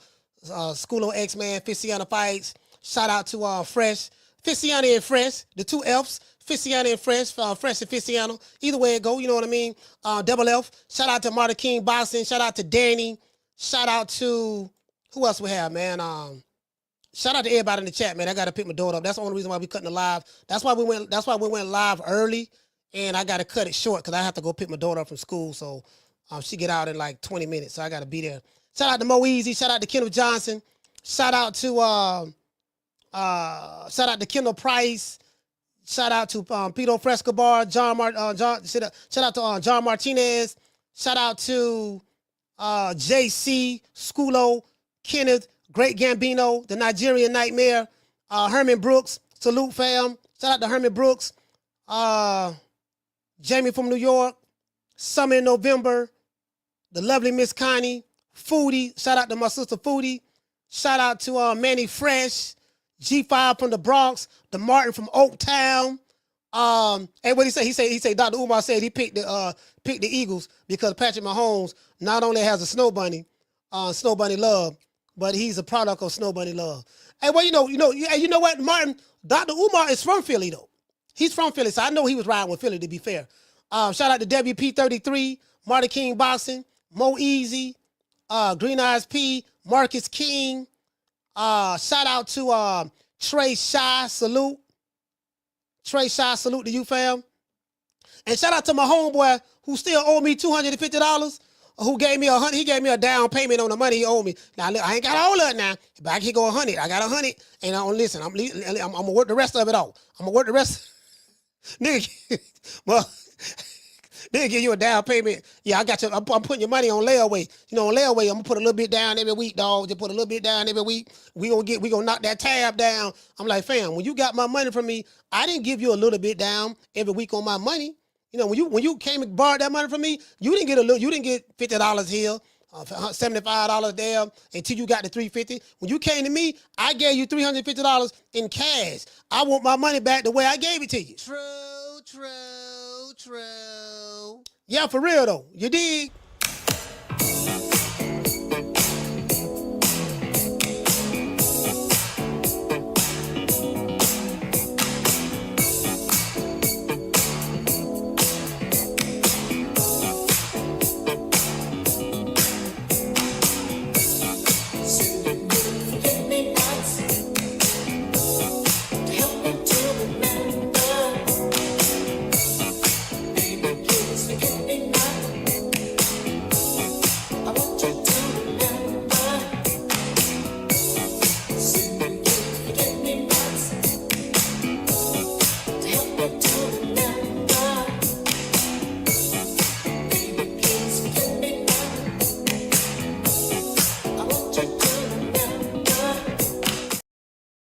Hey, man, shout out to everybody, man. I got to go pick my daughter up, man. I see catch you guys on the next one. You know my motto. Don't meet me there, beat me there.